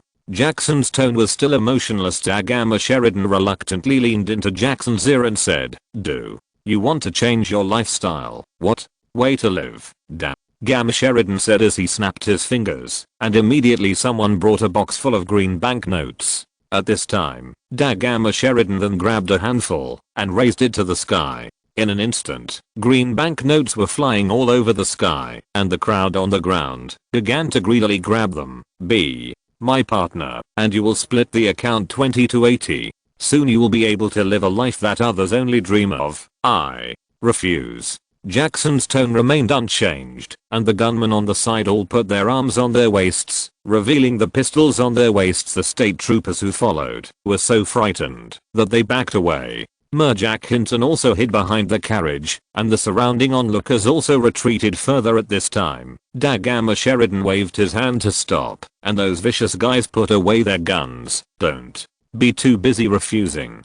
You can go to my store to play in the evening. If you like a girl, you can take her back. It doesn't matter if she's not from my store." Then, Da Gama Sheridan pointed his fingers and said, "Let's go." After the gang members left, the police from Fort Clark gathered around. Chapter 636 Admission Notice. "Mr. Mayor, Mr. Sheriff, we are the police of Fort Clark."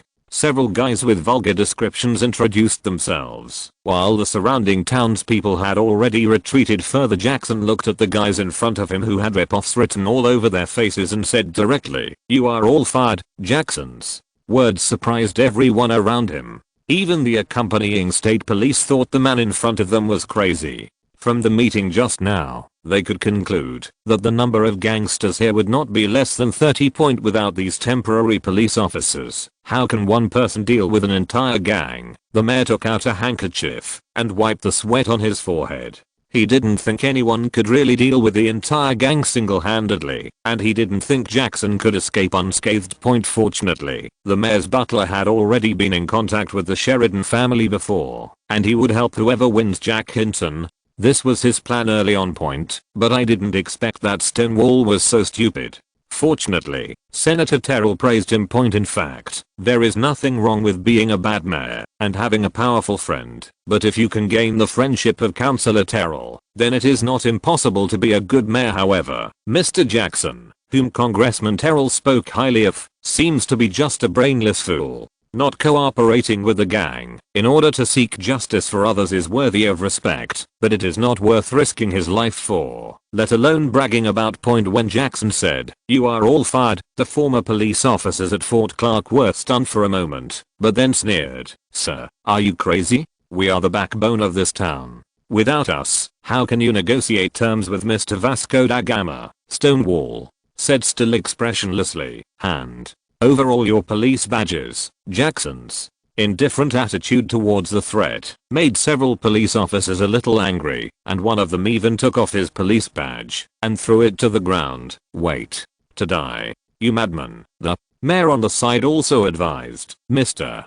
Jackson, you have just returned to Fort Clark, and you are not familiar with the situation. At the very least, you should let them familiarize you with the situation in the town." "Unnecessary," Stonewall replied without thinking, then turned to the former officers and continued, "Hand over your badges." The remaining few people also took off their police badges and threw them on the ground, and then stomped on them twice, as if they were demonstrating. Stonewall remained unmoved. After picking up the police badges on the ground one by one, he announced, "Residents of Fort Clark, from now on no more police officers will collect protection fees from you, let alone anyone from the gangs. Report your reports. Starting today, the Fort Clark Police Department welcomes brave and committed individuals who want to make this place a better place to join." Not surprisingly, Stonewall's words received a round of applause, which shocked and annoyed the former police officers and left them in despair, but none of the residents came forward to express their willingness to join the police force.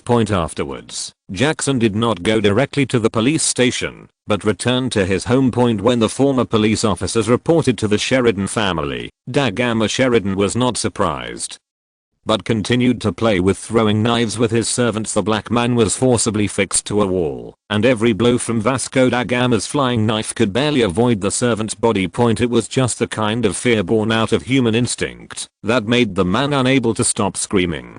Several former police officers couldn't help but admire the financial resources of the Sheridan family when they saw this scene.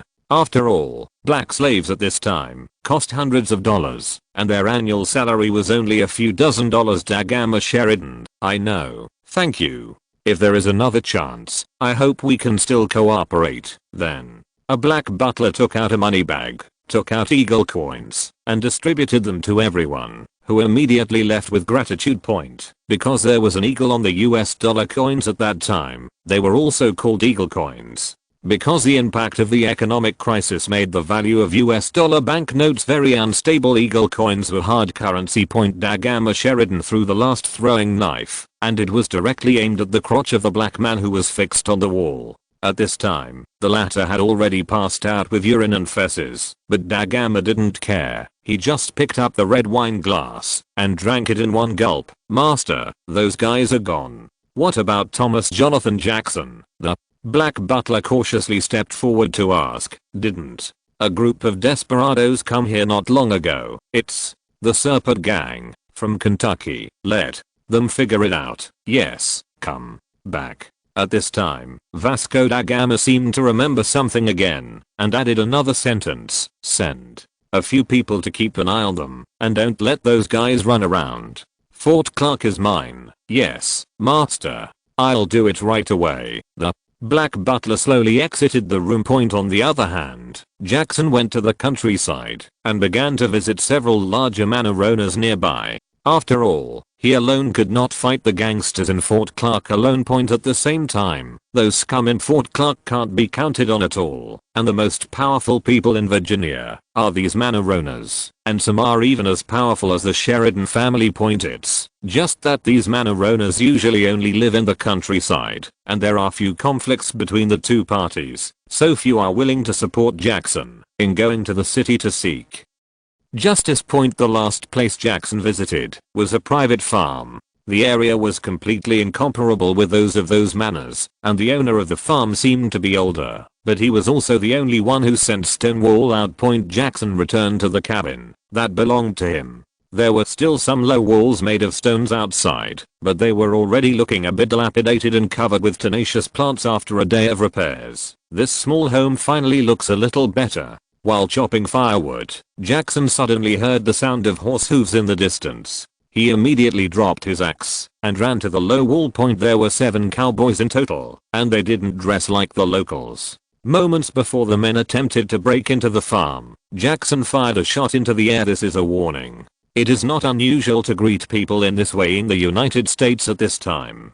After all, the security at that time was not really good. One of the leading cowboys could only shout distantly, "Is it Sheriff Jackson? It's me. Can I come over? If you have anything to say, please say it directly." The leading cowboy raised his hand to show that he meant no harm. "I just want to say to you, Chief Jackson, it was Mayor Cotton who asked us to come here. You come here alone." After the cowboys made some eye contact with each other, the first cowboy said, "Okay, I'll come right away." The cowboy wanted to enter on horseback, but was stopped by Jackson, so the cowboy could only climb over the fence and walk towards the low wall where Jackson was. This time the latter spoke first. "What does the mayor want from me?" "The mayor has found a traitor to the Sheridan family who can prove the guilt of Dagama Sheridan and confess the names of his accomplices. Please take a look." The cowboy approached Jackson with a smile and took out a pistol from his arms. Just listen to bang, bang. 2 gunshots were heard. The cowboy was shot once in the chest and forehead. He fell on his back, and the gun in his hand fell to the ground. The revolver in Jackson's hand was still emitting white smoke from the muzzle. He never believed the other party's lies, although Stonewall was a mess in the cultural classes at West Point Military Academy. Compared with these military skills, he was not inferior to those instructors. The 6 knights in the distance were still in shock. You must know that the 7 of them were famous robbers in the Kentucky area, especially since they had never failed in this kind of door-to-door assassination activity. But this time they miscalculated. Not only did the other party not die, but their boss was killed with 2 shots. But before they could wake up from the shock, another gunshot rang out, and a cowboy fell from his horse. Jackson hid behind a low wall and watched the attackers' movements while leisurely loading bullets. "Carter, damn it. Let's kill him together." A cowboy wearing a black sombrero roared and tore down a fence so their horses could charge into the farm. The remaining 5 knights all took out their revolvers and rushed towards the low wall not far away. They were all veterans who knew the distance and the muzzle-loading rifles used by the other party. The power and range of this kind of gun are indeed much stronger than the revolvers in their hands, but the loading speed is correspondingly much slower at this time. The revolvers used by Americans were still the most primitive old-fashioned weapons that required pressing the hammer to fire continuously. But as long as they rush to the low wall with a burst of energy, the other party will be dead. However, just halfway through the rush, gunfire rang out again, and another cowboy was shot and fell from his horse. Although the hit was not a vital part, the fall from the high-speed horse made it impossible for him to get up again. "Damn. He actually has 2 shotguns." The cowboy wearing a black wide-brimmed hat cursed angrily, and another short cowboy replied, "We're fine this time. He's dead. The shotgun can't be reloaded that fast." But at this time, the 2 people beside them actually turned their horses' heads at the same time. They looked forward with some confusion and found that Jackson had raised the rifle again. The cowboy wearing a black wide-brimmed hat struggled to hold the horse's reins, trying to avoid the black muzzle in front of him, while the short cowboy couldn't stop and rushed straight towards the low wall. However, they did not hear gunshots, but the neighing of men and horses. The short cowboy hit the low wall with his horse and man, and when he was about to get up, He was stabbed in the back by Jackson. Jackson dropped the bloody bayonet and started reloading again. News of the Serpent gang's failure soon reached Sheridan's ears. What? A bunch of losers. 7 against 1 and they missed. It's not as useful as if I had 7 dogs. Damn.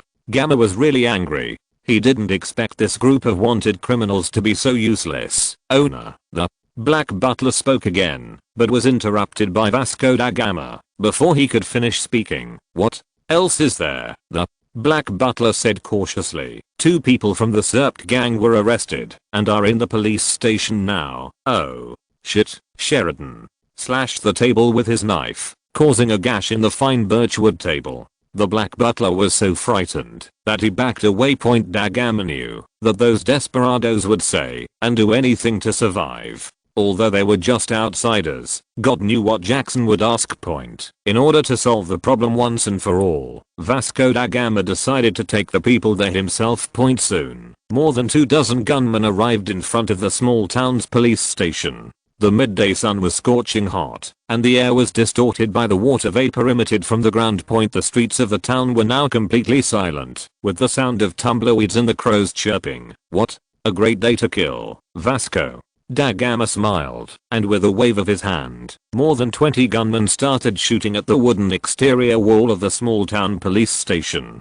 From time to time, there was the sound of ping-pong balls, bottles, and bottles breaking inside. The bullets penetrated the wooden boards and almost covered the entire room. After about 5 minutes, Vasco da Gama felt that the people inside must be dead and ordered his men, drag the person out and hang him in front of the mayor's house so that everyone will know what will happen if he goes against me. Damn it. What kind of fate are you playing for? Just a few dozen yuan a year. However, as soon as the men opened the door, a violent explosion occurred. The huge airwave directly blew away the nearest gunman, and the broken wooden boards knocked down the remaining gunmen like grenade fragments. Da Gama was also frightened and fell off his horse, his pink suit stained with earthy yellow.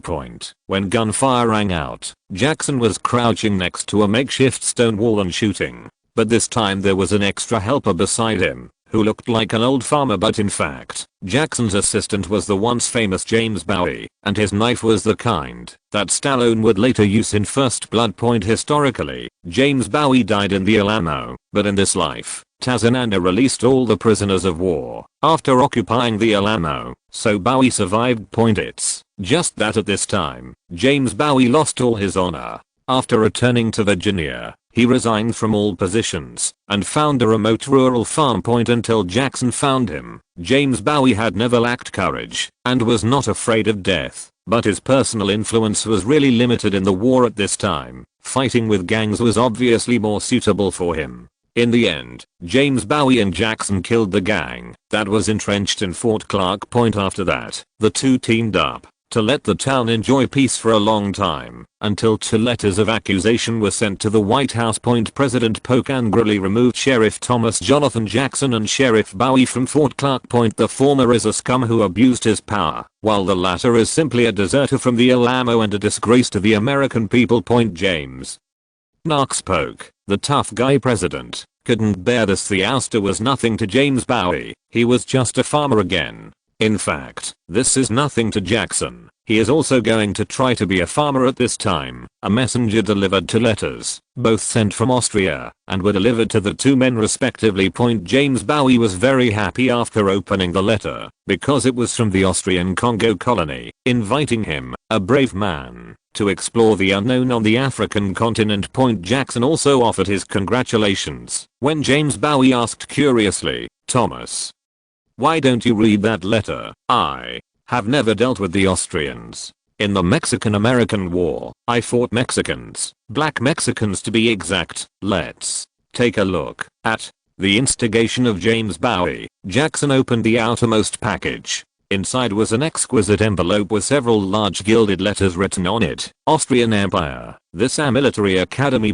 This is an admission notice from the highest military academy in the Austrian Empire. Chapter 637 Scientists. Eisenstein was born on April 16, 1823.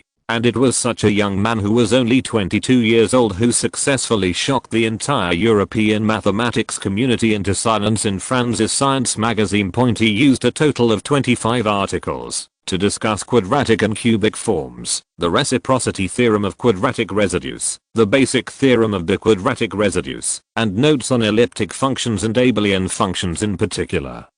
He proved the biquadratic characteristic reciprocity theorem and the cubic reversal law, and discovered that the simplest quadratic covariate of a binary cubic equation is its Hesse determinant, which directly refuted the entire European mathematical community.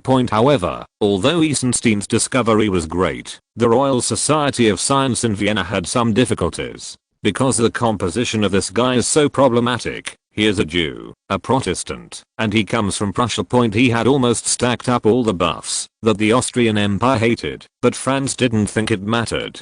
Great scientific discoveries should not be buried under political element, and listing Eisenstein as the winner of the Mathematics Prize in Science magazine will undoubtedly cause huge controversy, and this controversy will have a huge communication effect. It has a much better publicity effect than the $1,000,000 prize established by Franz. It can not only reflect the fairness, openness, and impartiality of Science magazine's awards, but also promote the academic environment of the Austrian Empire. After all, the Austrian Empire has always given people the impression of being synonymous with autocracy and backwardness. This kind of reputation usually does not bring direct advantages or disadvantages, but it will subtly change the perceptions of the country's citizens, even neutral parties and hostile forces at the same time. It is also a reverse incentive for Austrian domestic academic circles. Although science and technology is still in its infancy, many people already have the outrageous idea that Austria is number one in the world in science and technology. Franz still thought it would be better to let this group of people wake up. After all, there is no need to be complacent and arrogant. Franz believed that science and technology were the primary productive forces, rather than exploitation by capital.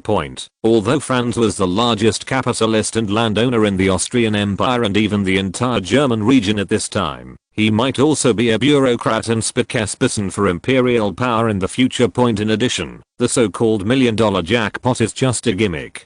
In fact, there are multiple prizes with a total prize of 1,000,000 florins, but this kind of word game is still very useful. After all, it is still a powerful tool to attract attention even today.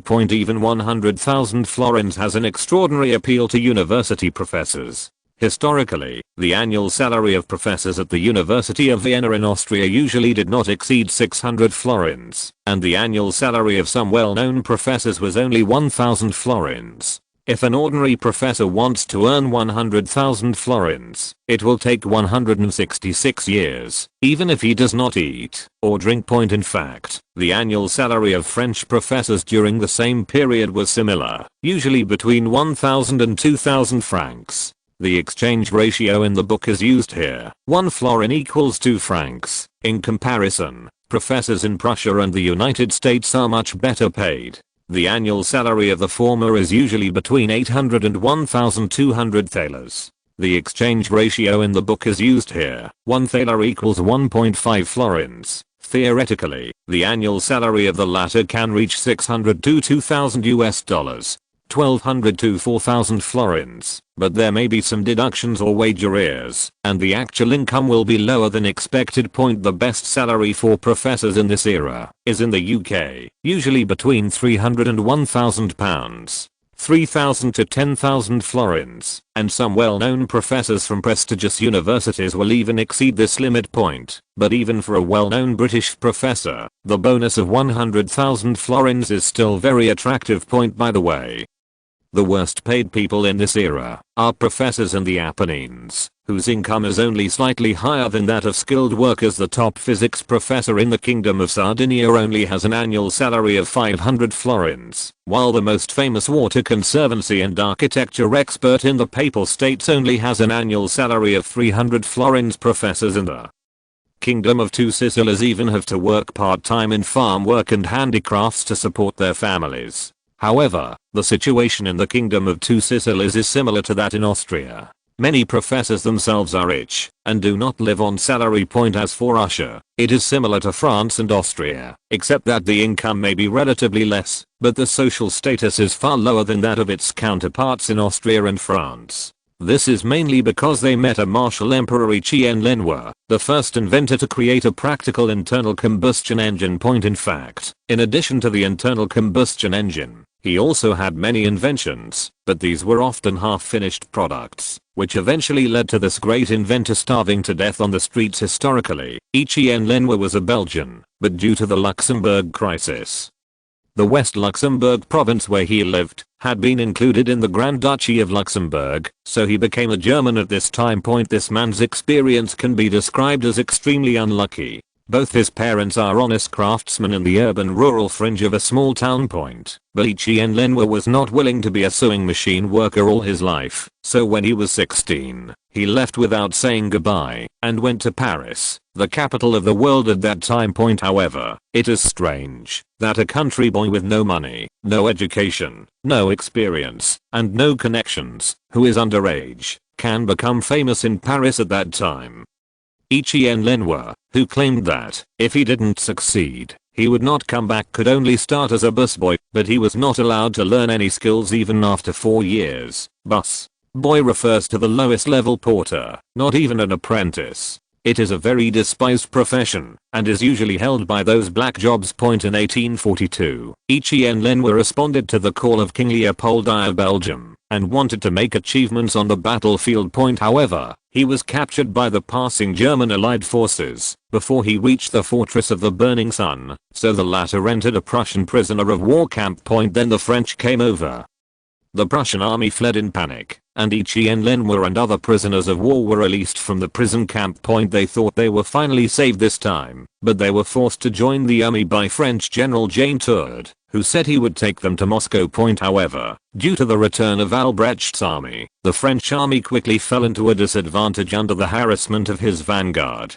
Finally, Jean Tourde decided to make a desperate move to confront the main force of the German Allied forces led by Albrecht. As a result, Etienne Lenoir became a prisoner of war again. He felt that he had not mixed well, so he did not plan to go home, and claimed to be French. As a result, he was almost killed by Luxembourgers and residents of the Principality of Liege on the way. Fortunately, his father, who had joined the German Confederate Army, recognized him and saved him from being beaten to death. Etienne Lenoir once again returned to the town of his birth, originally thinking of continuing the family handicraft industry. But Luxembourg, as one of the richest principalities in the entire German Confederation, has always attached great importance to education. So Etienne Lenoir returned to school from the handicraft workshop. After completing all his studies in 3 years, he was recommended by the Luxembourg government with excellent results, and entered the University of Vienna to study chemistry. Franz naturally knew his name, so he used some tricks to let him enter the School of Mechanical Engineering. Etienne Lenoir could only accept his fate. After all, he had experienced too many helpless things in just 20 years. Chapter 638 Hugo is coming. Hugo did not choose that kind of expensive private carriage to make a big mistake. The experience of rising from the bottom taught him to be prudent. Hugo's plan was to take a public carriage from Venice to Vienna in 15 days, but it was still necessary to take a gondola, a small boat, to visit the water city once in a while. Then he discovered the Venice train station, with accessible locations and ticket prices written on it. You can actually reach Vienna directly. Hugo couldn't help but exclaimed.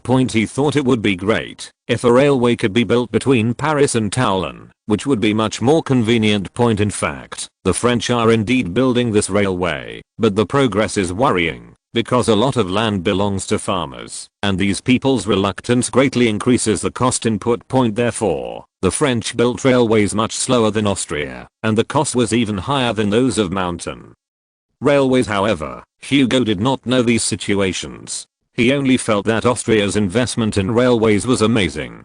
But soon Hugo discovered something that shocked him even more. Vienna is actually not the final destination. The railway from Venice can actually reach Belgrade in the east, Saxony in the north, and Amsterdam, the capital of the Netherlands, in the west. What? A barbaric country. His people must be living a life inferior to that of a horse. Just like the pyramids of Egypt and the Colosseum of ancient Rome, they are completely a reflection of the vanity of personal desires. But, since there is a railway, it is impossible for Hugo to choose to take a carriage. Conductor, are you going to Vienna? How long will the train wait? Victor. Hugo, are trains divided into different grades? What a system that tramples on human dignity. Conductor, would you like to buy it? Hugo. First class carriage, thank you. Conductor. Any weapons and gunpowder must be stored in the back of the car, and you are not allowed to urinate or defecate in the car, so you must seize the time to stop at each stop point. Here is a friendly reminder not to drink too much water or eat foods that are prone to diarrhea before getting in the car. Do you understand? Gentlemen. At this time, Hugo had disappeared from the ticket counter and successfully entered the first class compartment through the ticket gate. The flight attendant kindly helped him carry his luggage and patiently explained everything Hugo wanted to know. The first thing is, what is this iron box in front of me? Hello, Mr. Hugo. This is the carriage. The female flight attendant responsible for reception seemed to be used to these foreigners' questions. Although it was a first-class carriage, there was usually no such meticulous service. His other identity played a role. Also, let me mention here that the cost of a first-class carriage is about 10 times that of a fourth-class carriage. The price of a second-class carriage is half that of a first-class carriage, and there are only 1 or 2 first-class carriages in the entire train. Why is Rococo wrapped in iron sheets? During this period, not only in France, but in fact in most countries in the world, the train carriages were open carriages. That's right, it's really a 270-degree open air with no blind spots, surrounded only by a fence. You can perfectly feel the wind, frost, rain, and snow along the way, until you become one with nature. For example, trains on the American continent only have one sidecar, and if you want to communicate between carriages, you can only climb over them. In addition, most countries at that time did not charge by station like the Austrian Empire, but by kilometers. At this time, some book friends must want to ask, what should I do if I run out of money halfway through sitting? Or what should I do if I want to get off the bus halfway? In fact, there is no need to worry, because in this era, the speed of trains was usually between 20 to 40 kilometers per hour, although the British had already developed high-speed trains with speeds of up to 100 kilometers per hour. But as mentioned in the previous article about this kind of thing, the technical conditions at this time are not yet mature. In addition to wasting fuel, the biggest problem is that it is unstable and is extremely easy to malfunction or even fall off the track. You may not have much idea about 20 to 40 kilometers. To put it another way, it is like a train in India. As long as you are strong, you can hop on and off.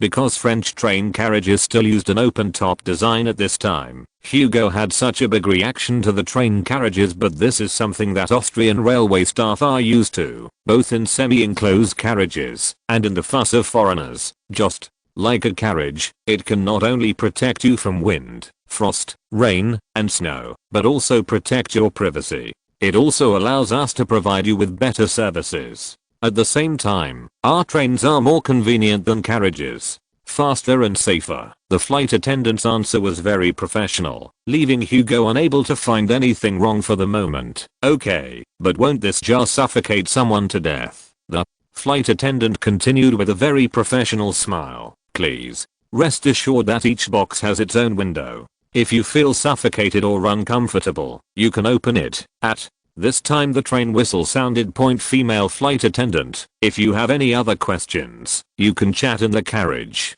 I'll be happy to help you answer them, but you have to get on the train now. The male flight attendant on the side has long been impatient. He hates these foreigners asking questions all day long. If they were in the third or fourth class carriage, he would have told him to shut up.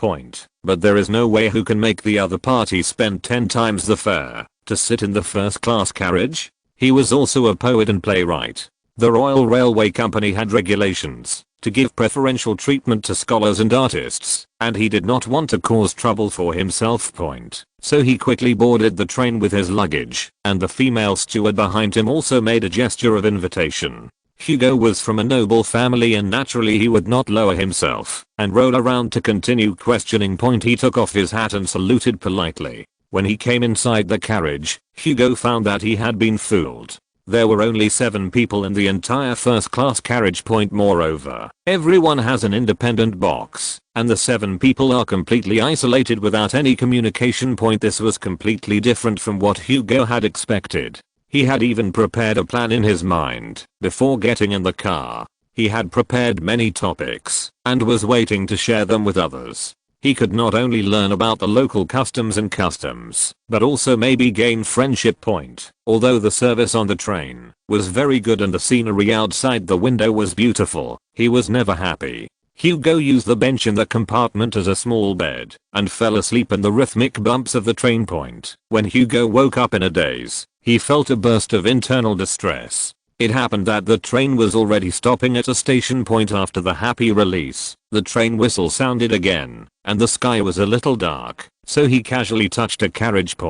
But when Hugo opened the hatch, he was shocked. A dim oil lamp was lit in the fully enclosed carriage.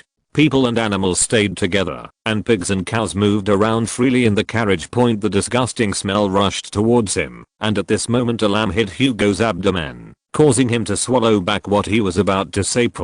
When Hugo woke up again, he was leaning against the door when a hen flew over Hugo's head, clucked twice and laid an egg. Oh my god. Where is this 4th class carriage? Sir, you don't look like a farmer. Are you on the wrong track? That's right. This is what I'm looking for. I want to record people's real lives. Hugo touched for a long time and found that the pen was gone. Sir, there are a lot of pickpockets here. Most of the things you are looking for are lost. An old man reminded kindly.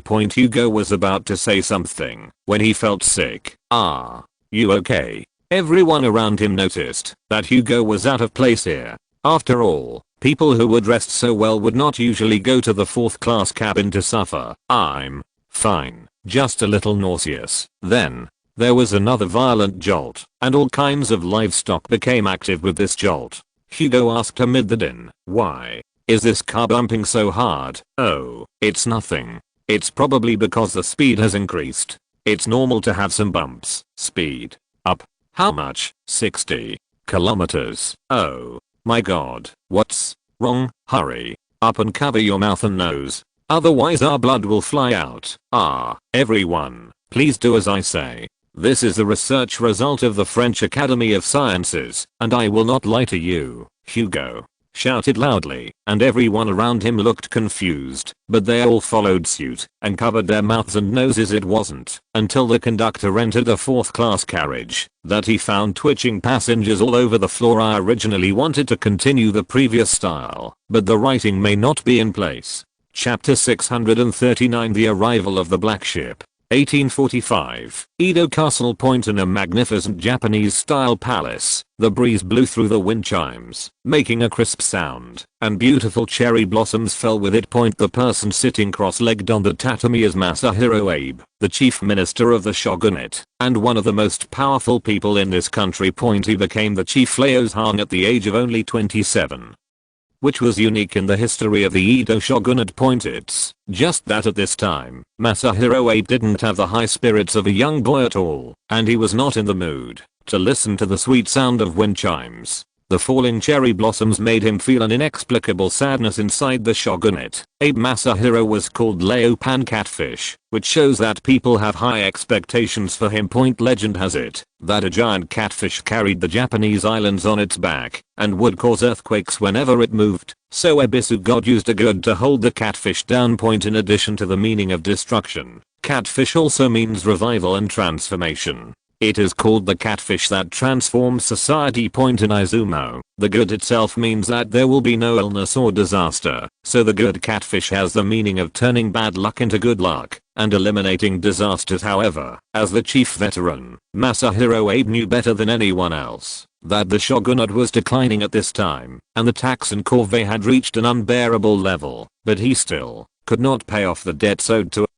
the merchants. The weakness of the central government has caused the entire Japan to be in turmoil, and careerists continue to gain greater power through smuggling trade and further squeezing the people. Once Keeping the peasants half dead was a secret of domination. However, at this time, the peasants could no longer survive, and riots broke out frequently. Even some low-level warriors and businessmen joined the ranks of the rebels. The shogunate could only continue to borrow money from businessmen to cope with the immediate crisis. At this time, the actual status of many big businessmen was much higher than that of the samurai class. What Abe Masahiro didn't know was that the root cause of this strange circle was the development of the market economy. The market share of rice and the price of rice fell simultaneously, which meant that the wealth owned by the Tokugawa lords dropped sharply. At that time, Japan's taxes were mainly paid on corn, so this caused widespread financial difficulties for the daimyo, and it also meant that the actual value of rumi for retainers and samurai dropped.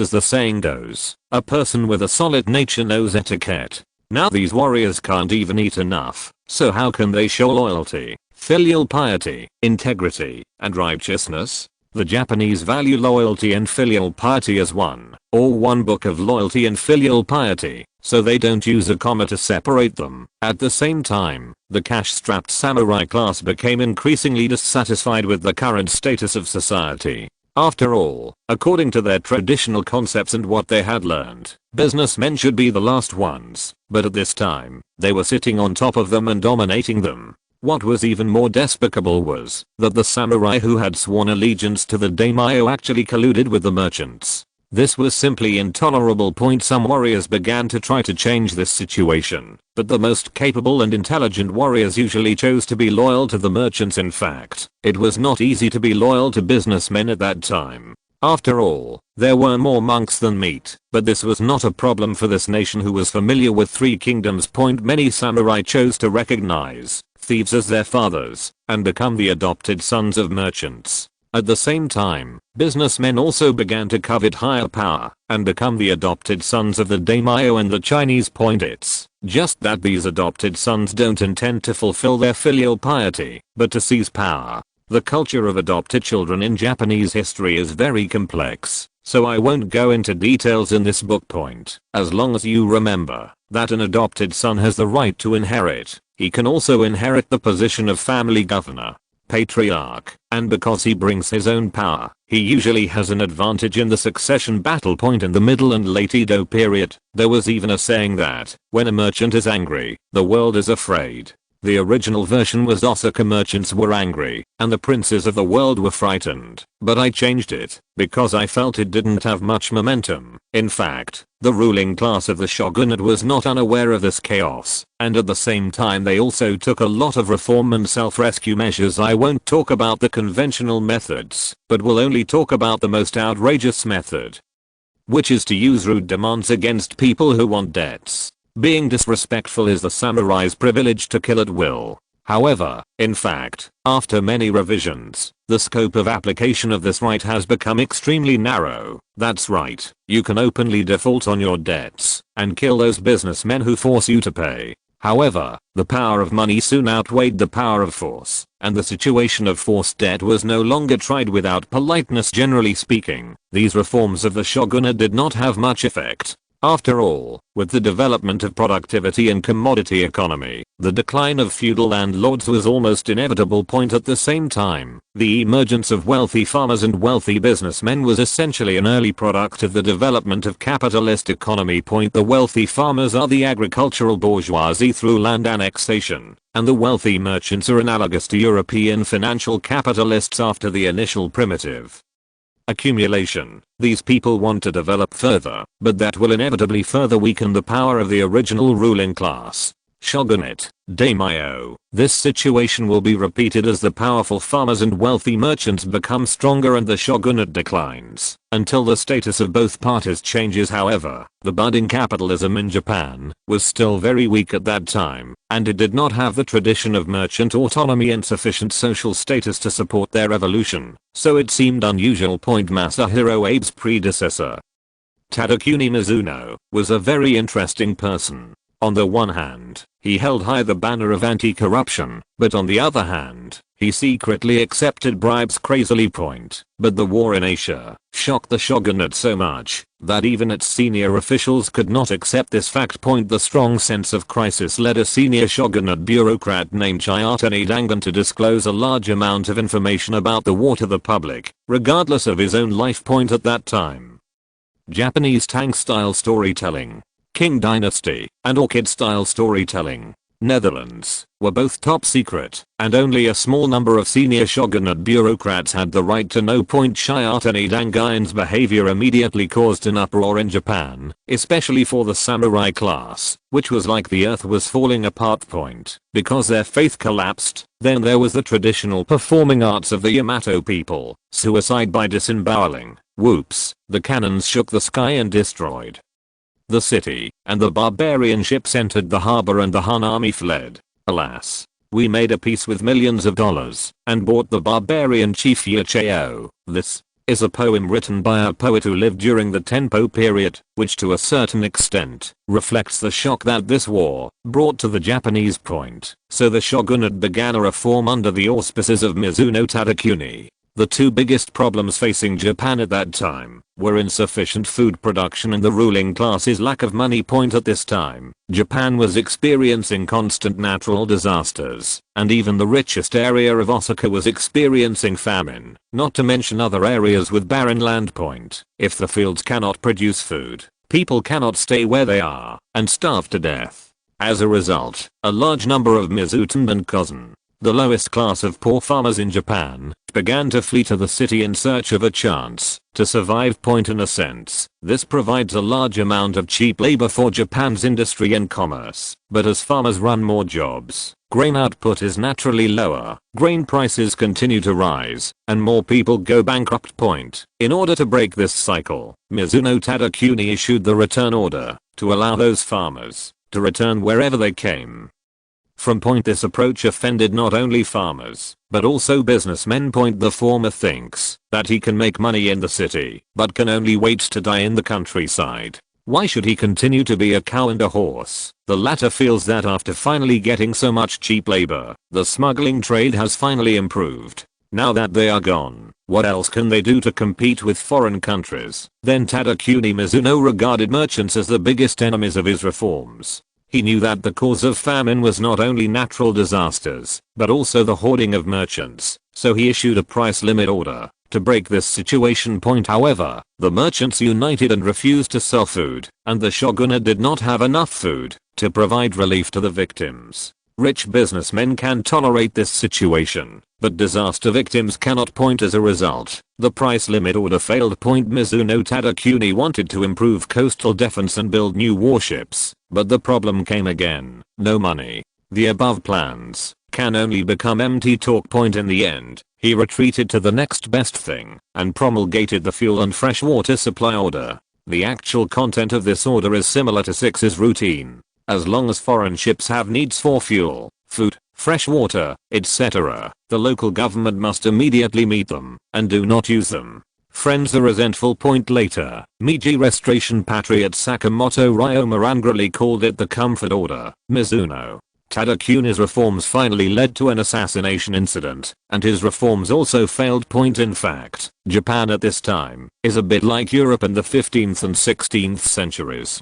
Japan's currency devalued 21 times from 1819 to 1845, which relieved the economic pressure on the shogunate, but passed it on to the samurai class. The skyrocketing prices and the fact that there was no war and the salary of samurai had not increased for several years made their lives extremely difficult. Many of them need to borrow money to survive, or even become artisanal producers. At that time, the daughters of wealthy merchants were the objects of pursuit by many samurai. Similarly, the daughters of the samurai family were also willing to marry those merchants whom they looked down on in the past as wives, or even as concubines. Social status is also reversed. In short, Tadakuni Mizuno's reforms will not succeed, and cannot succeed. The failure of the Shianbei reform dealt another heavy blow to the already declining shogunate. At this time, Masahiro Abe's facing the same dilemma as his senior, and he has to face more challenges than Tadakuni Mizuno. Since the first Russian ship appeared on Japan's northernmost Shimoizo Island,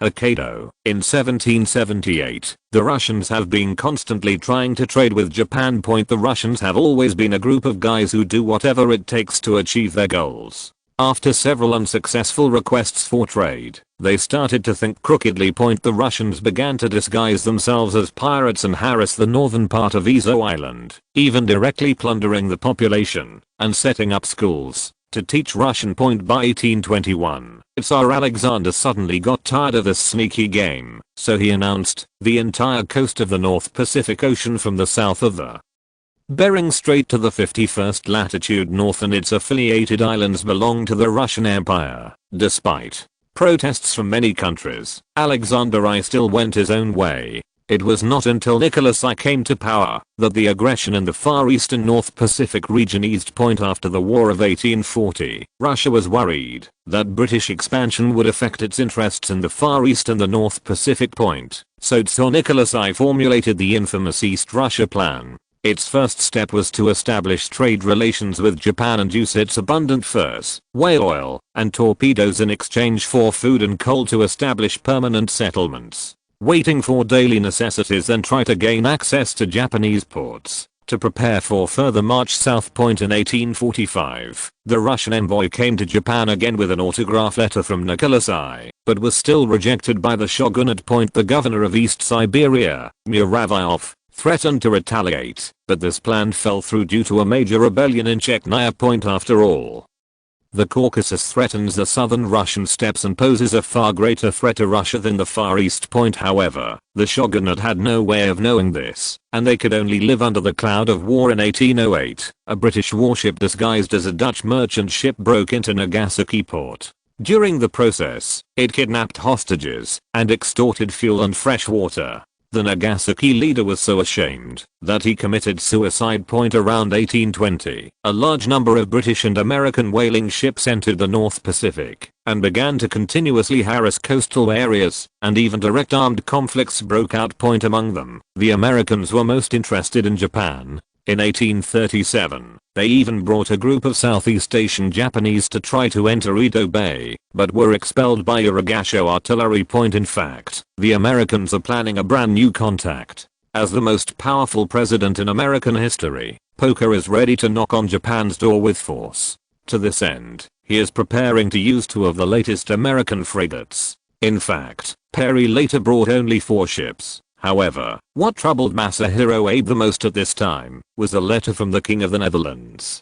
The merchant King Wilhelm II suggested that the shogunate should either abolish the policy of isolation from the country because it was out of touch with this era, either establish a relationship with a more powerful dynasty. And by the way, it was also revealed that an Austrian Empire fleet was heading to Japan at this time. The Netherlands was the only Western country that received permission from the shogunate to trade during the Edo period, and the relationship between the two parties was maintained fairly well. Lanfeng storytelling and Tangfeng storytelling have always been important tools for the shogunate to understand the world. When the shogunate tried to understand what kind of country the Austrian Empire was from Dutch merchants, the answers they got were all that it was a terrifyingly powerful diplomatic power. Yes, this country seems to be bad at land warfare, naval warfare, and economic development, but it can still stand in the West for hundreds of years. The Dutch have a much higher evaluation of the Austrian Empire than the British and Russians.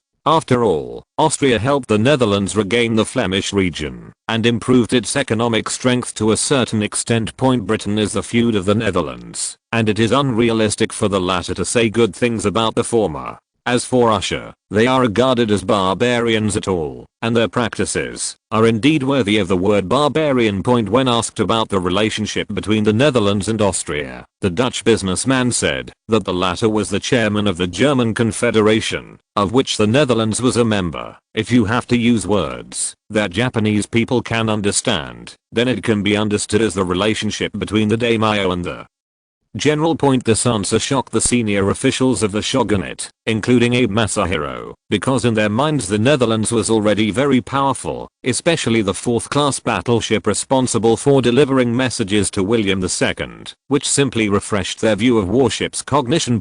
You must know that the largest maritime warship in Japan at this time, the Tenchi Meru, was only 500 tons. 600 tons. The total weight of the Dutch Navy's 4th class battleship exceeds 1,500 tons, and the two sides are not on the same level at all point at this moment. A warhorse neighed from the direction of the palace entrance, and Abe Masahiro tightened his grip on the bone paper fan in his hand. There were chaotic and urgent footsteps on the corridor. And he knew that this day would come sooner or later. My lord, something bad has happened. Something bad has happened. The Austrian Empire's fleet has sailed into Edo Bay. Chapter 640 KUROKAWAN-039's arrival. In Uragasho, the howling sea breeze was blowing, and the raging waves were beating against the rocks along the coast point. The fishermen who had harvested a lot parked their small sampans on the shore. They dragged their fishing nets and prepared to put the day's harvest into boxes and then take them to the market to sell them for money. It's just that there are many uninvited guests on the shore. Looking at their clothes, you can tell that these people are not here to buy fish. Many of them carry knives and sickles, and even long objects wrapped in white cloth. Needless to say, it must be an iron cannon. Naturally, these fishermen on the beach will not go up to seek bad luck for themselves. They only care about the catch in their hands and hope not to be robbed by those people. Since the Dutch had already spread the word, in addition to a large number of orchardists, many people who were concerned about the fate of their country also gathered on the shore. Among these people are samurai, feudal lords, monks, ronin, as well as powerful feudal lords and famous officials. There are both octogenarians and childish urchins. Their only purpose in coming here is to see what the Dutch call the Kingdom of Heaven. Uncle, it has been almost a month since we came here. The fleet that the Dutch said has still not appeared. The person who spoke was a boy of 14 or 15 years old. Although he had a clean face, he was undoubtedly a corporal in his cotton clothes and straw sandals.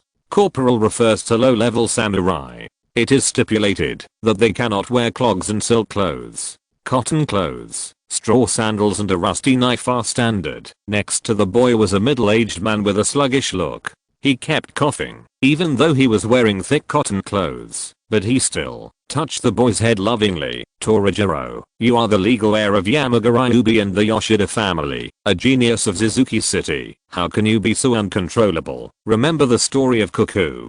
Patience and perseverance are the secrets of success. Yoshida Shoin's childhood name is Torajiro. Refers to Tsukijo, a small town in Fukuoka, Japan. A wise man asked, if the cuckoo doesn't cry, how can I endure it? If I want to hear its cry, Nobunaga said, if the cuckoo doesn't crow, kill it. Hideyoshi said, if the cuckoo doesn't crow, it will crow in a funny way. Ieyasu said, if the cuckoo doesn't crow, wait until it crows. 3. Celebrities from the Warring States period gave 3 different views, but everyone knew that it was Tokugawa Ieyasu who survived to the end. However, before Torajiro's uncle could finish speaking, he was interrupted by a sergeant wearing silk clothes and wearing clogs. Bagger. How dare a mere corporal compare himself to Ieyasu-sama? I'm extremely sorry. The sickly man lowered his head. Asshole. The luxuriously dressed sergeant deliberately prolonged his voice, and then an evil smile appeared on his face. Give me harakiri. The people accompanying them burst into laughter. Due to the huge difference in status, it was difficult for the sergeant and the corporal to have empathy. In other words, due to the rise of Jinquan, the originally proud sergeants had no choice but to bully the corporal for fun. In a hierarchical society, it is not uncommon for people to be forced to death.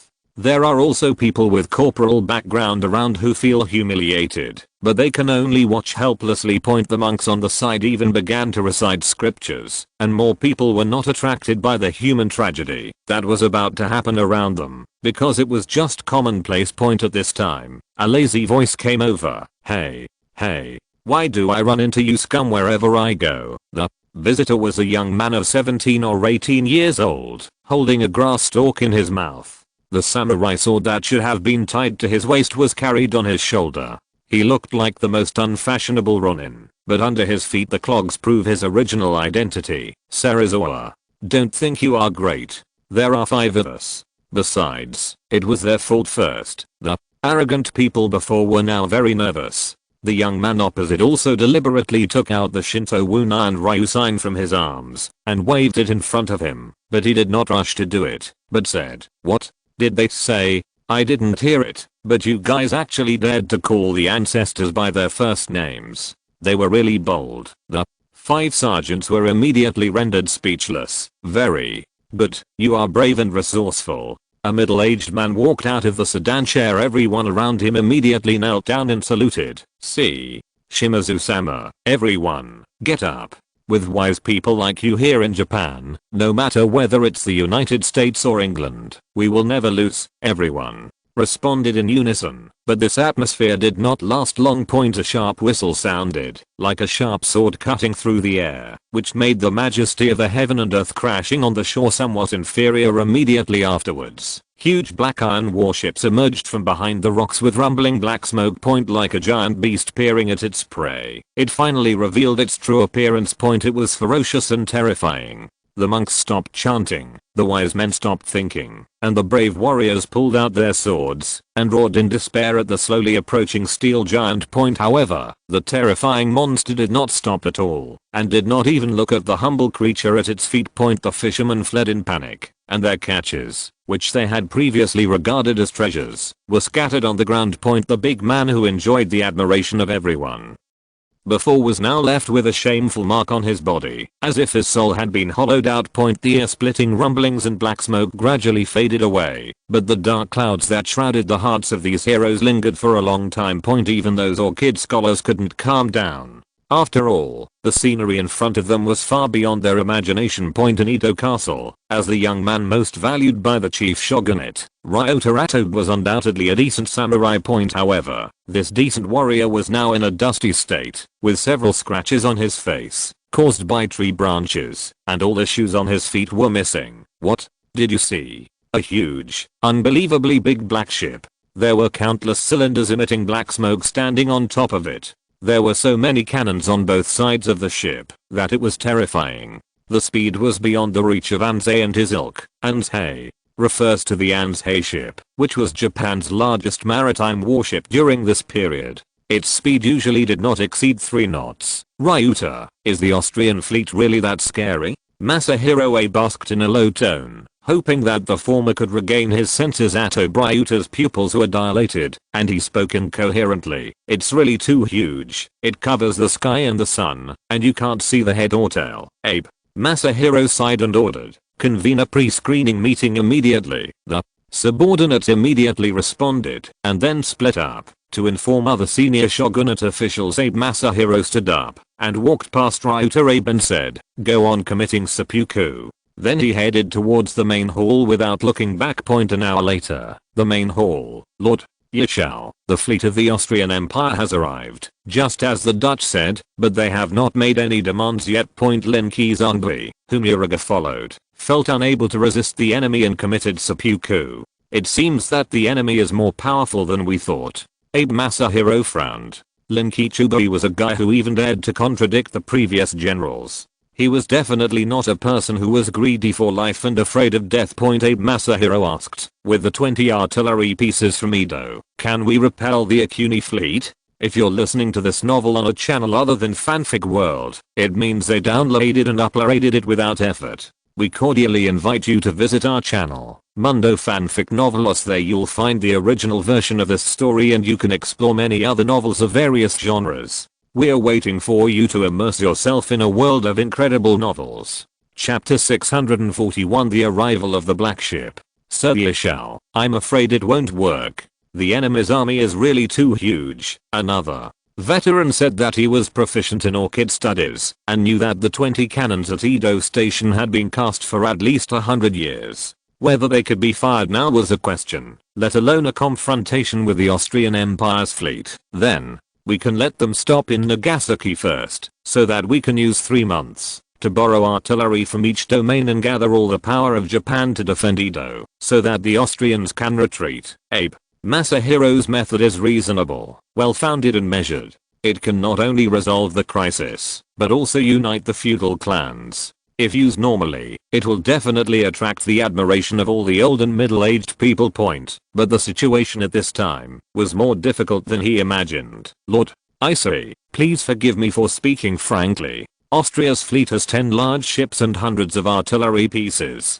I'm afraid that even the entire power of Japan will not be able to compete with it. Is this true? The Netherlands and Austria are just small countries in the West. It seems that the whole country has gone out to fight. Then can we summon people with lofty ideals who dare to fight and die to assassinate the enemy chief? After Masahiro Abe learned that he was invincible, he immediately changed his mind and prepared to use heavenly punishment. Maybe he could recover these barbarians and then use barbarians to control barbarians. But soon his hopes were dashed again, said another veteran, Masashi Nakazawa. Sir, you shall. According to the Dutch, the Austrian kingdom has lasted for more than 600 years and is not a small country. This time the leader is a collateral member of its royal family. According to this calculation, this fleet may not only not be the full strength of the Austrian army, but may not even be considered the main force. This time Abe Masahiro was completely numb. He had read a lot of books since he was a child, and he knew a lot about the past and the present, but no book could teach him to face today's situation. In Tokugawa Riki's time, Abe Masahiro was able to perfectly solve the cholera epidemic among monks without embarrassing the shogun's family or losing his own life. The once rich catfish is now really helpless in the end. The boss of the Pingding agency said some nonsense to avoid Masahiro Abe's embarrassment. Pingding Shu, the highest judicial organ of the shogunate, the top priority should be to stabilize the coastal defense of Edo first, and then order the mobilization of samurai warriors in the city for reinforcement. In addition, we should also send people to inform the daimyo of various places to ask for reinforcement. On the Sea of Edo Bay, Friedrich put down his telescope. Why did the Japanese transport so many big bells to the shore? Are they planning to use the flying thunder god? Friedrich looked very confused because he felt that only a freak like Franz could come up with such a thing as the flying thunder god, so he couldn't help but turn his attention to Kagura, who was dressed in a witch costume. The latter naturally understood what the former meant, and she had indeed listened to Franz's explanation, but her personal loyalty to Franz was unquestionable, and she had not had any contact with the Japanese in so many years. Mako is my profession, but I don't know witchcraft. Please rest assured, I have not revealed the secret of the flying thunder god to anyone, and the flying thunder god is not scary to your fleet, princess. Sneaker didn't know what they meant, let alone what the so-called flying thunder god was, but she was not stupid. Stop arguing. Look, they are pointing the bell towards us, like the muzzle of a cannon. At this time, Friedrich and Kagura looked at the big bells on the shore. They seemed to be placed upside down in the position of the fort. From a distance, they did look like large caliber artillery pieces. This made Friedrich breathe a sigh of relief. Although the flying thunder god was not a big threat to the Austrian naval fleet as Kagura said, it would bring a lot of trouble to the formulation of tactics at this time. Seeing the opponent's behavior, it became clear that the Japanese had no idea what the flying thunder god was, and what they did was just a bluff. According to Franz, this meant that the opponent was at the end of his rope and could implement the next plan. It has to be said that the Japanese were quite honest at this time. After several shogunate officials asked the Austrian fleet to go to Nagasaki first to wait for the news to be confirmed, they actually pulled out their wakizashi and committed suicide on the spot. It's just that Friedrich couldn't feel the other party's determination at all. Instead, he felt that the Japanese were disgusting him. After all, blood and grease are difficult to clean. So he issued an ultimatum to the remaining Japanese officials. If we cannot get a satisfactory answer within 3 days, Edo Castle will usher in its end, including Masahiro Abe. Several bigwigs at the pre-museum meeting unanimously decided to agree to peace talks with the Austrian Empire. Masahiro Abe, the chief veteran, was naturally pushed to the forefront. Some people said that he was afraid of the enemy and timid, while others said that he was called the family elder, but was actually a family thief. But in any case, Abe Masahiro personally led 500 armored warriors to the seaside to prepare for negotiations with the Austrian envoys. Masahiro Abe was sitting among the layers of formations. The samurai behind him were all carefully selected warriors. Everyone was wearing bright armor, holding a long sword in their hands, and full of murderous intent. In fact, only the first row wore iron armor, while the warriors in the back were all painted with bamboo armor and leather armor. To show off. There is nothing that can be done about this. After all, the shogunate is declining at this time and the military equipment is depleted. Even the samurai cannot afford it, let alone the armor. There were 3 rows of guards holding iron cannons standing on the outside. In front of them there were a shigeru wearing simple armor and wearing a formation hat. The flag behind them was blown by the sea breeze and sounded quite impressive. The so-called iron cannon is a matchlock gun, which was basically eliminated in Europe in the 16th and 17th centuries. Soon, 2 warships of the Austrian Imperial Navy docked on the shore. The towering black iron city and the sharp whistle made the warriors who saw this shake. Then the Austrian naval honor guard began to disembark. These people were carefully selected from the troops in various regions. Their height, clothing, and weapons all had uniform requirements. The white clothes, black trousers, the exquisite carvings on the semicircular logo on the helmet and the black and gold feathers looked full of momentum. The heavy leather boots made a heavy sound when they fell to the ground. Especially after these people had undergone military training by Franz. Their uniform steps made the earth tremble, and the sharp bayonets and exquisite rifles in their hands were even more frightening. Accompanied by the melodious march of the double-headed eagle, the naval honor guard of the Austrian Empire finally came to Masahiro Abe. At this time, Abe Masahiro felt the despair of Atto Bryuta and Linkichubi, with bright armor and swords and guns. These words are completely inadequate to describe the shock before my eyes. Every soldier in the Austrian Imperial Navy's honor guard is over 185 centimeters tall, and the uniform sound is so frightening that many warriors even subconsciously took 2 steps back when the honor guard completed the action of raising their guns on their shoulders. At this time, the faces of the warriors were covered with beads of sweat under their masks. Not to mention the number of iron cannons on the other side. Even in hand-to-hand combat, they didn't have much chance of winning against so many strong men. But what shocked them had just begun. A witch wearing white clothes and scholared hakama walked out of the imposing Austrian military formation. "Hello, Lord Masahiro Abe. I wish our negotiations can go smoothly." Chapter 642. What do you want? The sea breeze blew, and the gorgeous formation curtain and the small flags behind the warriors were blown loudly. But this still couldn't save Masahiro Abe's brain, which was already overloaded at this time, and sweat was pouring from his forehead. Masahiro Abe actually made a lot of preparations for this meeting. In order to make up for the lack of cannons, he specially ordered skilled craftsmen to make dozens of wooden cannons overnight, and then painted them with iron paint to increase their momentum. There are also those magnificent formations, all of which are high-end goods, that the shogun is usually reluctant to use. The warriors deployed behind him and around him were also the best people he could use at this time. In order to ensure that this negotiation can proceed smoothly, Masahiro Abe also found the best Dutch translator in Japan. However, the Austrian side directly sent Omiko with a Kansei accent to negotiate, which made him a little confused. Damn Osaka businessmen. There is nothing they dare not sell. Sooner or later, this country will fall into their hands. Masahiro Abe cursed in his heart. He imagined many possibilities for today's negotiations. It is very likely that the other party will use its strong position to put pressure on the shogunate and force a compromise from the very beginning. They may even sit across from him with a golden knife and make a plan that has been prepared.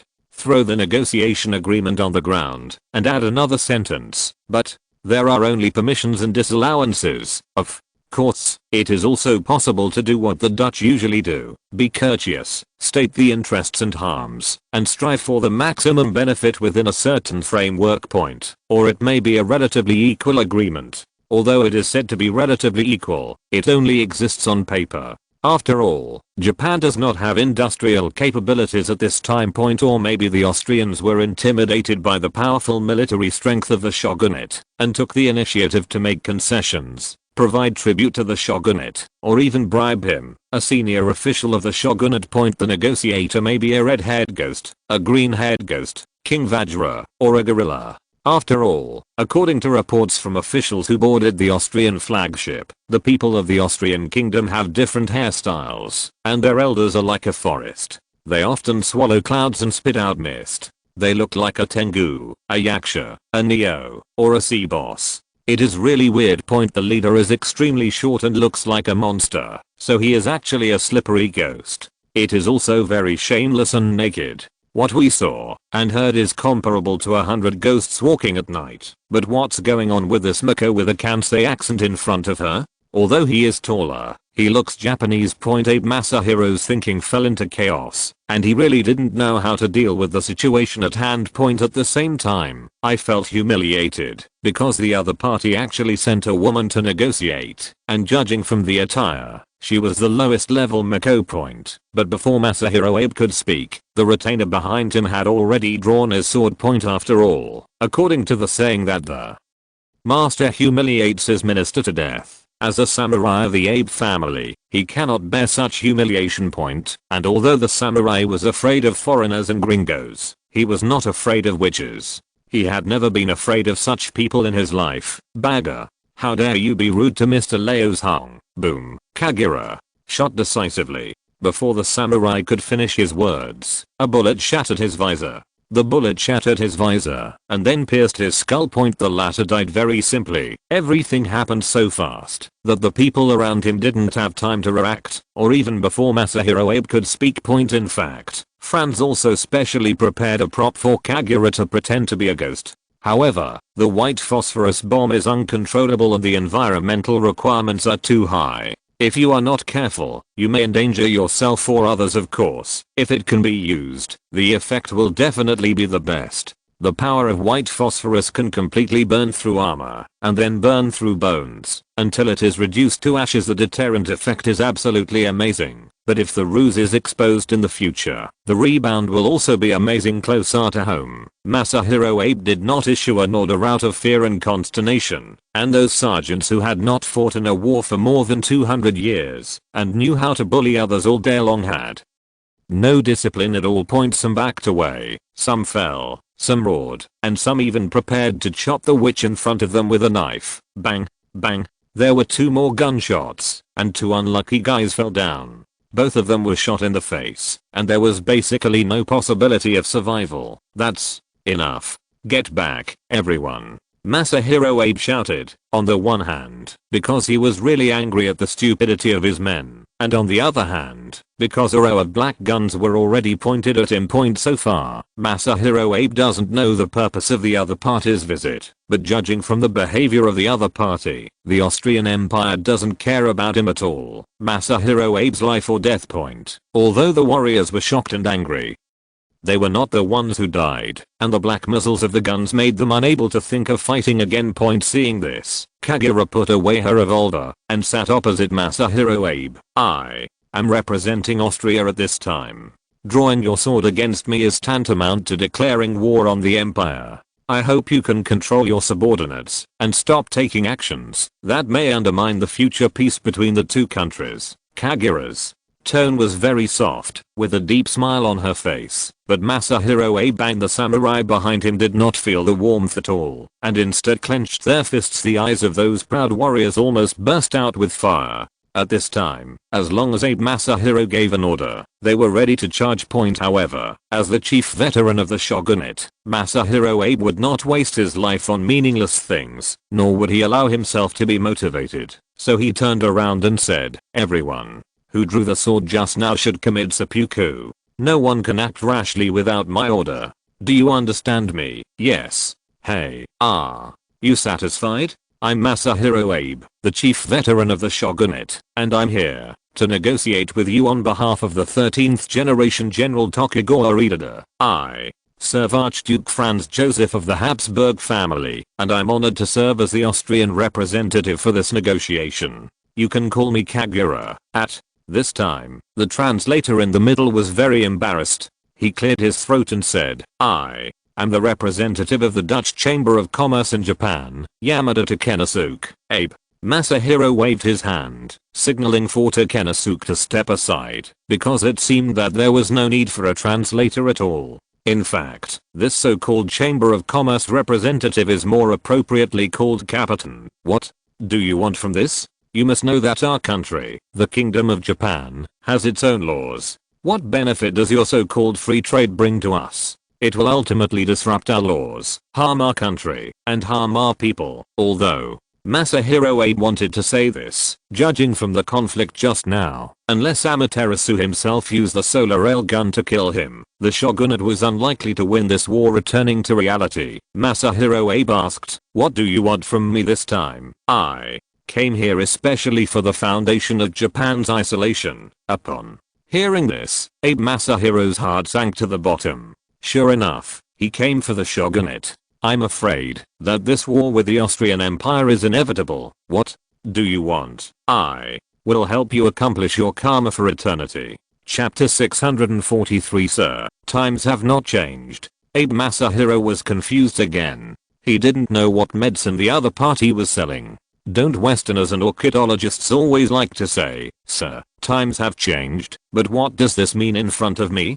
Did the Austrians cross the mountains and seas just to tell the shogunate that times have not changed? Are you trying to help us close the country? So why are the guns pointed at us? Countless questions almost burst through Abe Masahiro's mind. He smiled, politely but not awkwardly, because he really didn't know how to answer. Abe Masahiro and his staff had been thinking day and night about how to respond to the Austrians' request for the founding of the country. He even prepared for the worst plan, that is, to kill himself for justice. The result now told him that what he had done before was all in vain. Masahiro Abe felt very unwilling and felt that happiness came too suddenly, but at the same time his intuition told him that it was not that simple. Then Abe Masahiro started laughing up to the sky, laughing until he could hardly breathe. Before he stopped, the surrounding retainers and warriors looked at each other in shock. They didn't know what happened. They even suspected that the chief Laozong had been possessed by some kind of enchantment.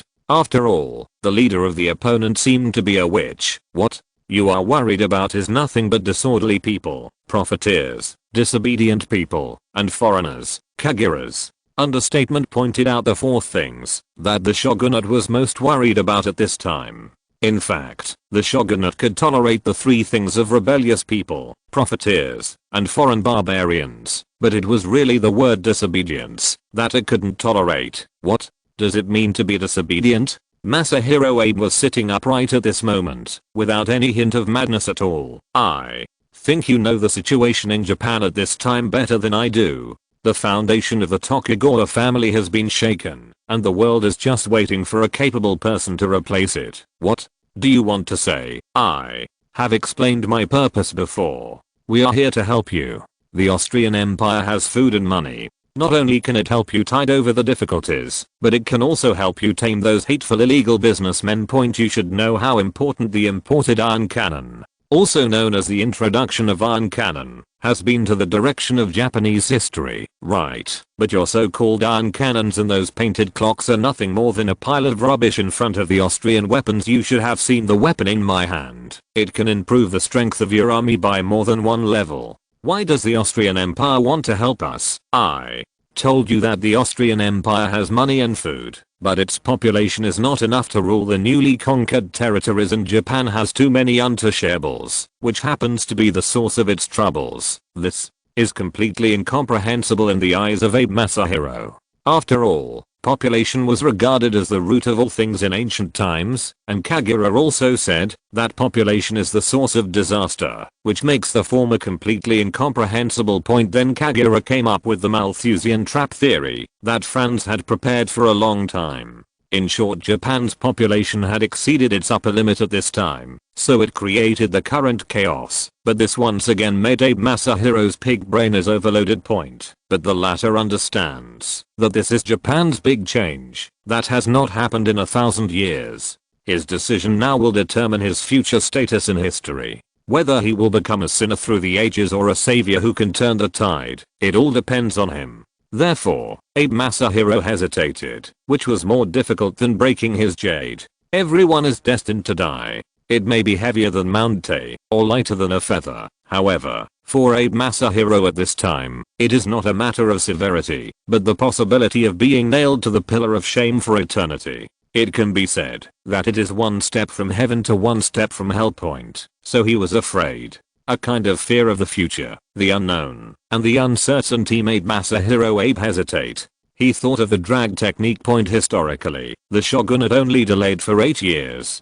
Just like his choice in history, Abe Masahiro wanted to delay it even longer. Sir, son of God, I have learned the lesson, but please make us think about it again and again. After speaking, Abe Masahiro made a move that surprised all the Japanese present. He actually took the initiative to leave his seat and made a standard soil seat. The jiza is a Japanese etiquette, which is to prostrate yourself on the ground to apologize or petition. In ancient times, it was used to express humility to people of noble status in the Edo period. If the person who apologized used the jiza method to apologize, he would generally be forgiven, but at the same time, the person who apologized would also take it as a great shame and humiliation. And Abe Masahiro actually used this to request Kagura, which can be said to have completely abandoned face and dignity. To be honest, Kagura was also shocked. She could not imagine that the supreme ruler of the shogunate would do this, but Kagura does not have the right to make decisions. Franz once said, "This nation knows small etiquette, but not great justice, sticks to trivial matters, but does not have great virtue, pays attention to trivial matters but ignores shame, fears power but does not harbor morality, and is bound to be a robber and bandit. Weakness will lead to subjugation. Only by leaving Asia and joining Europe can its bad nature be changed." Kagura remembered again how the shogunate bureaucrats massacred the people, used the opportunity of negotiation to make the rebels take it lightly, and then took the opportunity to mobilize troops to launch a sneak attack, killing children and young children, and even the Kamiko, who were hiding in the shrine. And don't let it go. Yes, only by allowing those people to receive a new type of education and live in a new environment can we help them get rid of their inherent bad habits. Archduke Franz was right, and her behavior was also correct. It was the world that was wrong. We are just saving the world. Kagura brainwashed herself again, and the emotional fluctuations just now were completely replaced by the enthusiasm in her heart. She spoke with firm eyes, and without any hesitation. 3 days. 3 days. Masahiro Abe was stunned. He didn't even want to lose his face in exchange for 3 days. His face became distorted due to excessive shock, but he still put on a smiling face and lay on the ground, looking up at the other party. "Otherwise, we should ask Lord Kamiko to stay in Nagasaki temporarily. We are willing to build a palace for you to show our sincerity. What do you think?" Kagura shook her head and looked down at the groveling man in front of her.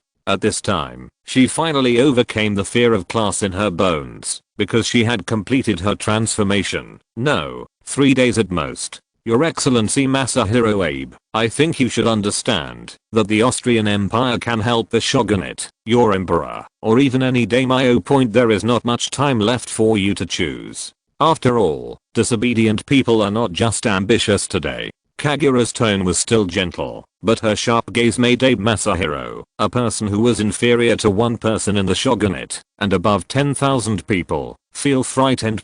The latter wiped the sweat from his forehead, swallowed a mouthful of saliva, and tried to squeeze out a few words. "Thank you very much, Lord Kamiko.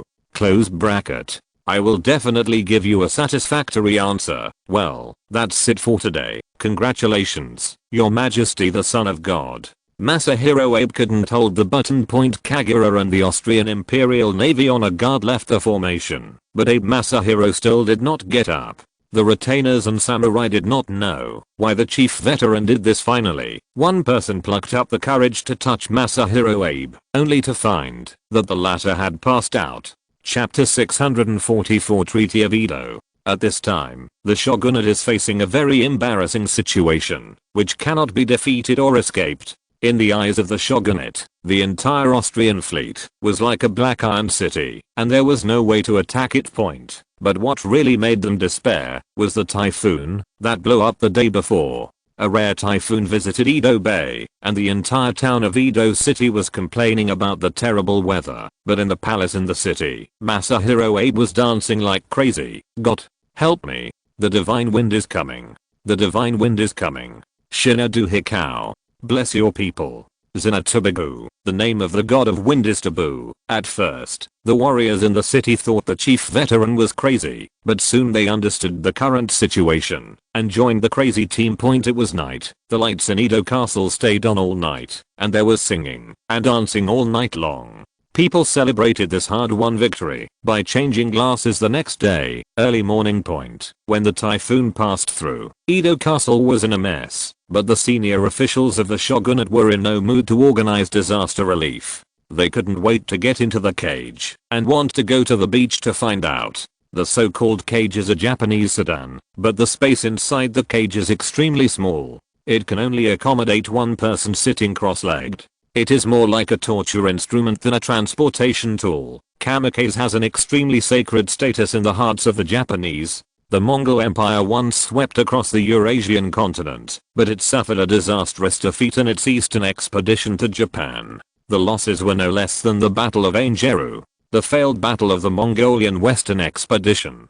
It was not that the Japanese were more capable than the Mongols at this time, nor that they were more tenacious than the Mamluks, but that a sudden typhoon directly killed the entire Mongolian fleet, and nearly 1,000 warships were wiped out in a blink of an eye. However, there was no word failure in the eyes of the Mongols at that time. After completely wiping out the resistance forces of the Central Plains dynasty, they once again sent a large army to attack Japan. This time with the help of the Song dynasty navy. The Mongolian navy was unprecedentedly powerful. However, the day before it was about to land in Honshu, it encountered typhoon weather again. The two occurrences of kamikaze made Japan have a deep affection for this word. But this time, their wind gods could not shake the Black Iron City in front of them. The Austrian Imperial Navy fleet still stood in Edo Bay. For Friedrich and the Austrian Imperial Navy, the wind and waves in Japan were indeed not small, but compared with the murderous waves at the Cape of Good Hope, they could only be regarded as a breeze. Master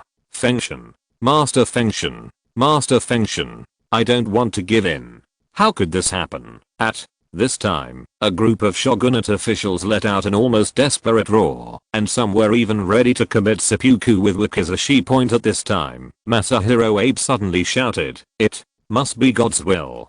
Japan is destined to open trade to Austria." The people around him were a little confused at first, but when they thought of the undefeated legend of kamikaze, they immediately understood everything. Yes, Japan did not lose. They were just following the instructions of Master Fengshen. If the founding of the country allowed Japan to prosper, then it was the credit of those who followed the oracle. If foreign forces invaded Japan and caused the country to decline, then it was the fault of the evil gods. After clarifying the responsibilities, the shogunate elders unanimously decided to open trade to Austria. At the negotiation table, the speed at which these shogunate officials betrayed their country was jaw-dropping. The diplomats brought by Friedrich this time have all been in Southeast Asia for a long time. So they all feel that they know Asians very well, and each of them is asking for a high price, waiting for the other party to pay back the money. As a result, the shogunate officials agreed readily, making the Austrian diplomats think there must be some conspiracy. Friedrich really wanted to fight Japan. After all, he had a great time fighting in the war with Vietnam. After hundreds of years of stable development, Edo City in Japan has many more wooden buildings than Hue City. But he did not wait for the challenge of the Japanese Navy, but the completely open Edo Bay and a concession under construction. It's so boring.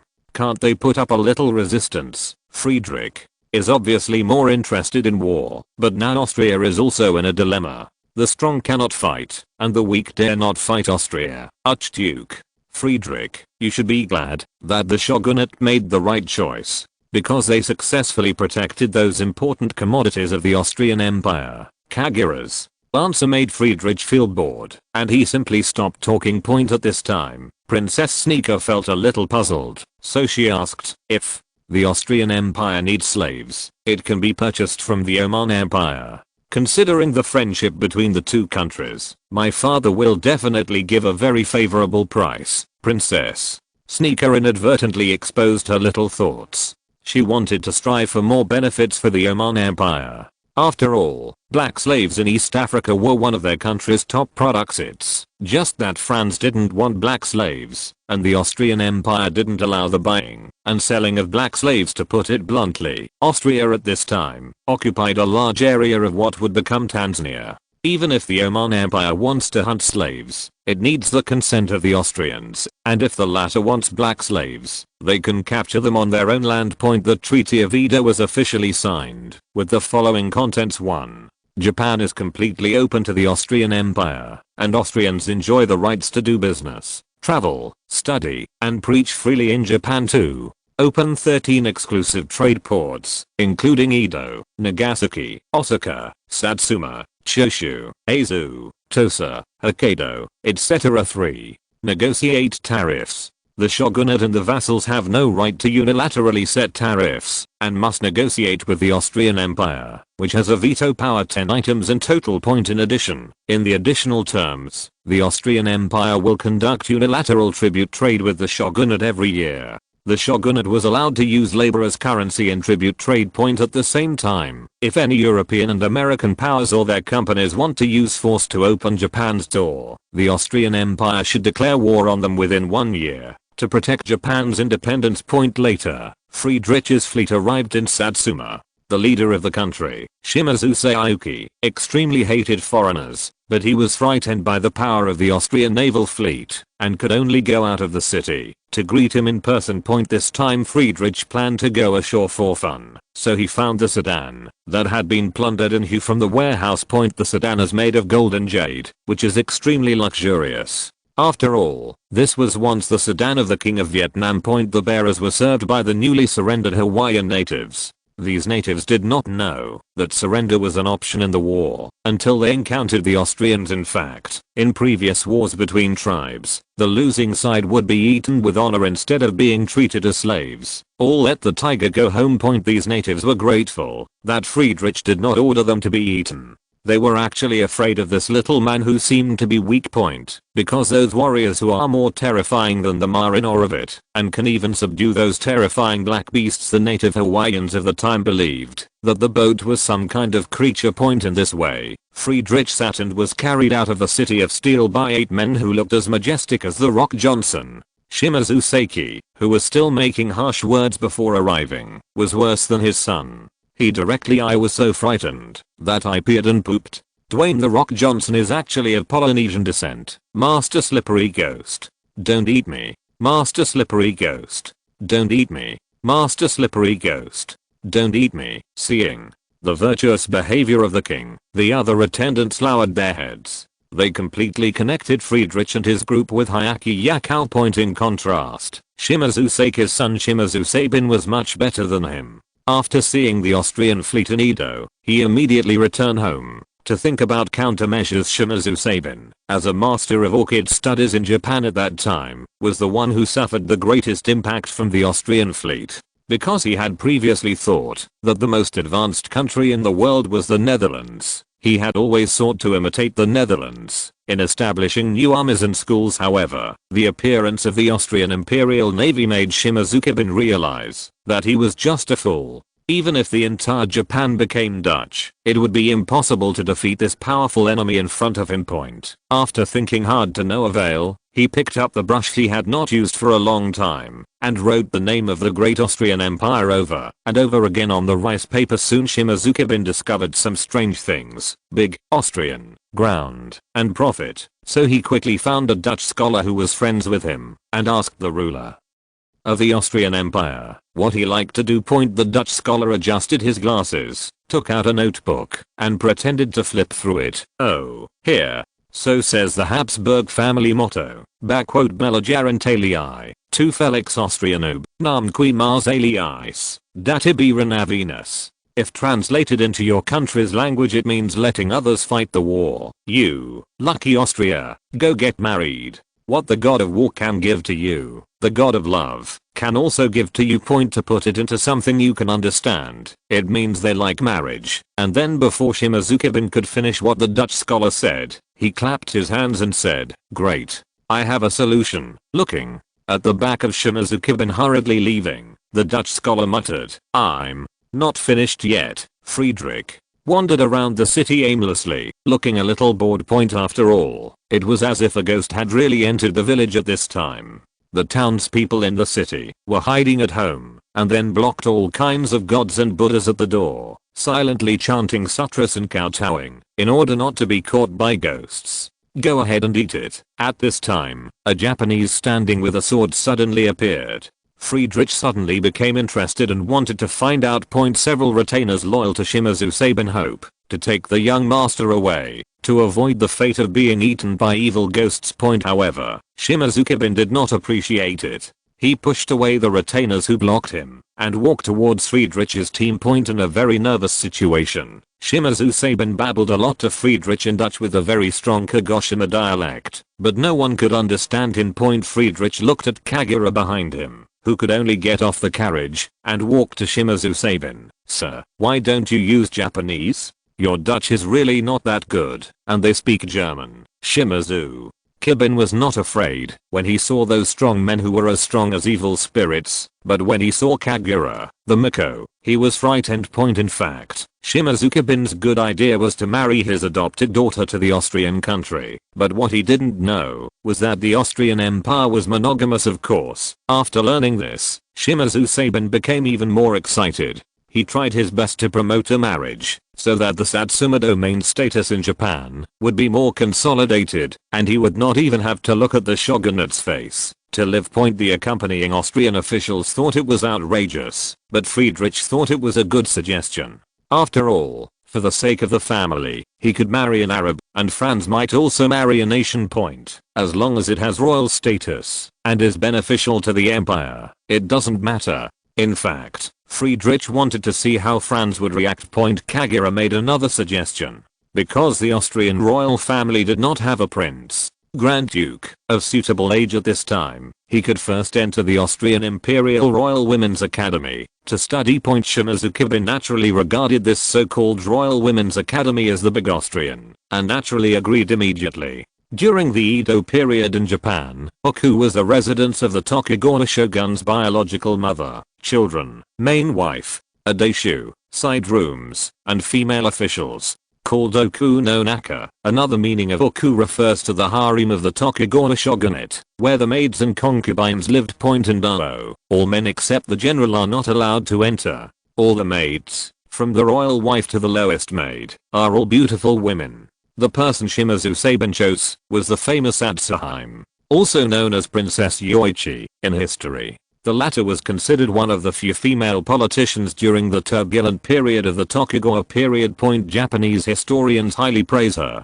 and call her one of the greatest women in modern Japanese history. They have always described her as an outstanding woman who is beautiful, intelligent, far-sighted, and resourceful.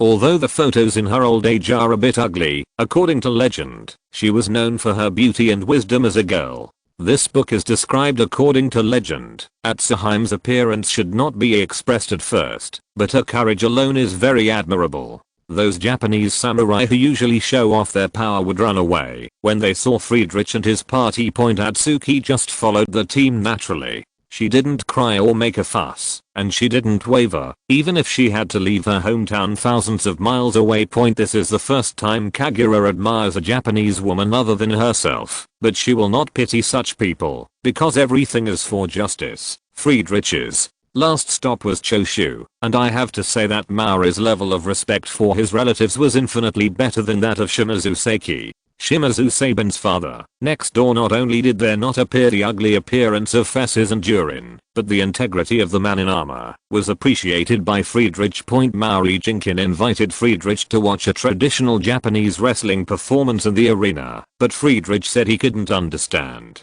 Japanese traditional wrestling performance is not Grand Sumo wrestling, but a kind of performance wrestling that will make you suffer from embarrassment and cancer. The latter took out the Hungarian specialty wine bull's blood and asked the former to taste it. The Japanese daimyo felt very shocked, but he still resisted drinking it. The bull's blood at that time was not just a gimmick, but actually mixed with bull's blood.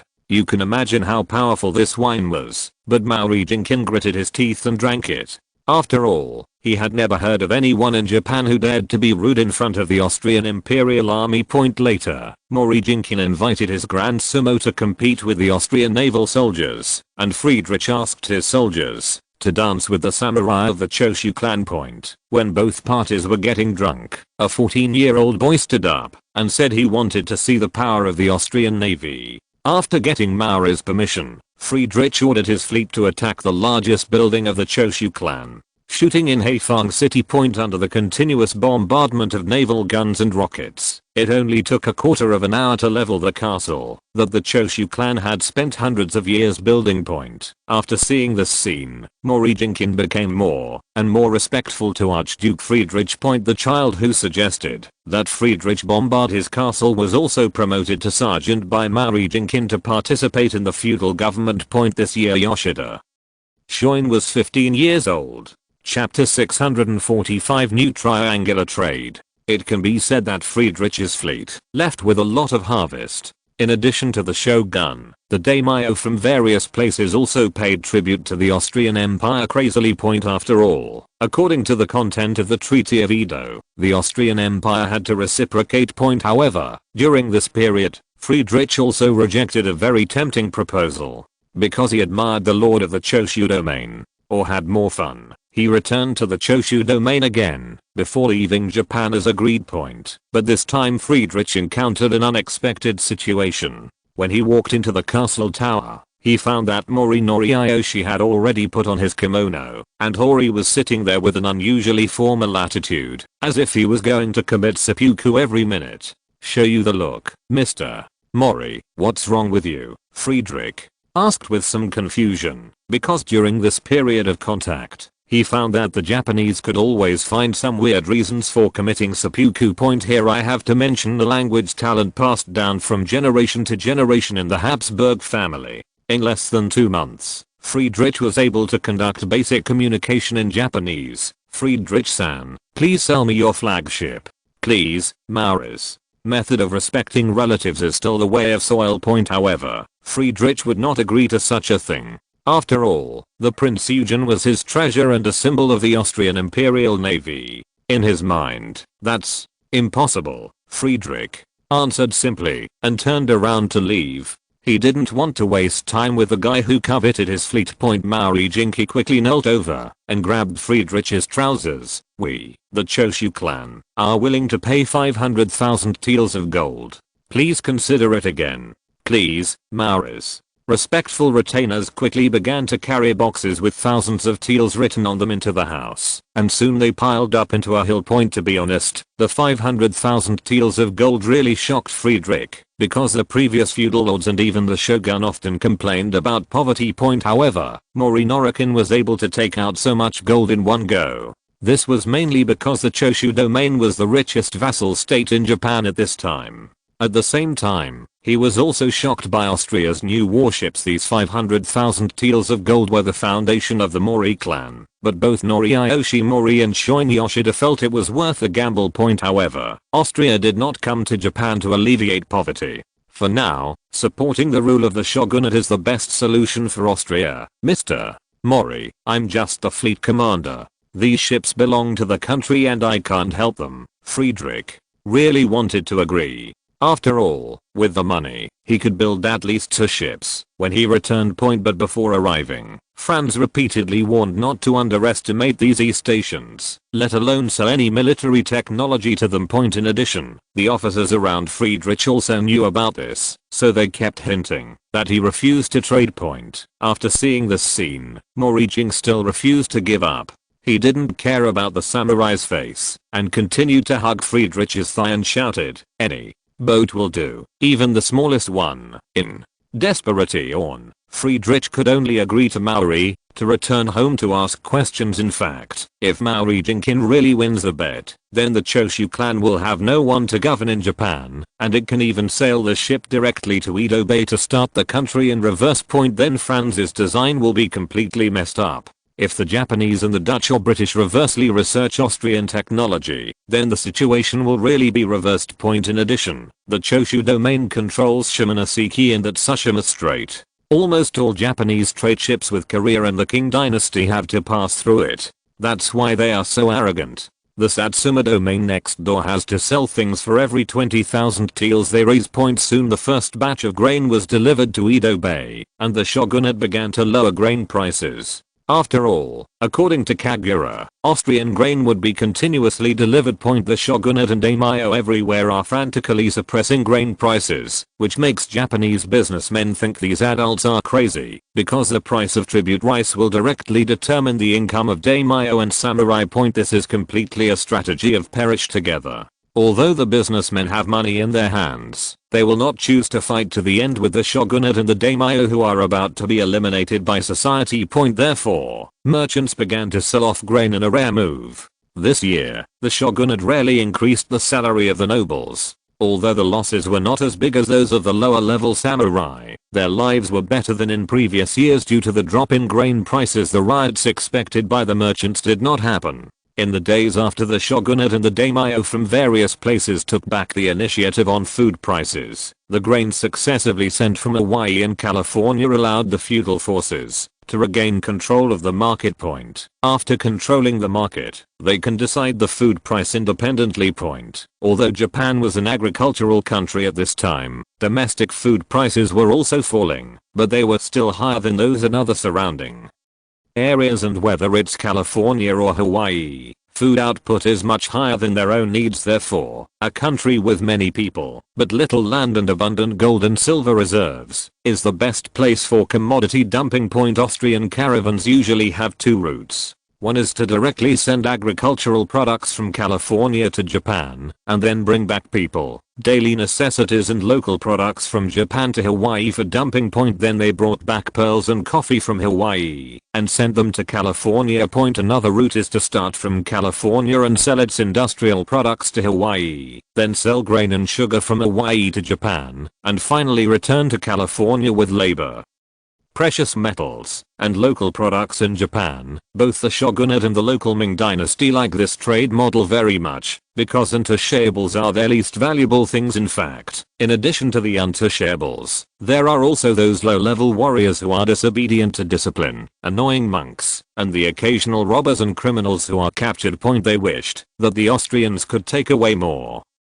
But unfortunately the Austrian ships had limited carrying capacity and were unwilling to put more people into the cabins. So the number of labor exports was still very limited. As for the privileges that Austrians have in Japan, they are many and terrifying. But how many Austrians will travel halfway around the world to cause trouble in Japan? Austrian merchants were eager to leave as soon as they loaded the ship, let alone enter the inland, because at this time Japan's service industry was far less developed than later generations. On the contrary, samurai and rogues often took risks to attack Austrian merchants. The respect that Japanese locals have for Austrian businessmen is often regarded as abuse. For example, sitting in a sedan cage and stuffing a strong man into a space of less than 1 square meter cannot be said to be punishment. It is simply punishment. Merely controlling food prices could not eliminate the influence of Japanese businessmen groups. Soon cotton cloth, sugar, and cheap industrial products from the Austrian Empire flooded into the Japanese market.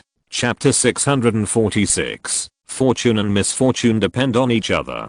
Soon the buds of Japan's capitalism were wiped out by the combined efforts of the domestic government, foreign capital, and Franz, the mastermind behind the scenes. For a time, Osaka Bay and Edo Bay were filled with the corpses of merchants. At this time, even the most enlightened feudal lord would not betray his class and stand with the merchants, not to mention that these merchants were already in an antagonistic relationship with the feudal lords. Considering that they could be relieved of a large debt if their creditors died, it was impossible for those feudal lords to help their merchants. And even if someone really has a vision beyond the times and chooses to help those businessmen, he will become the enemy of the whole world.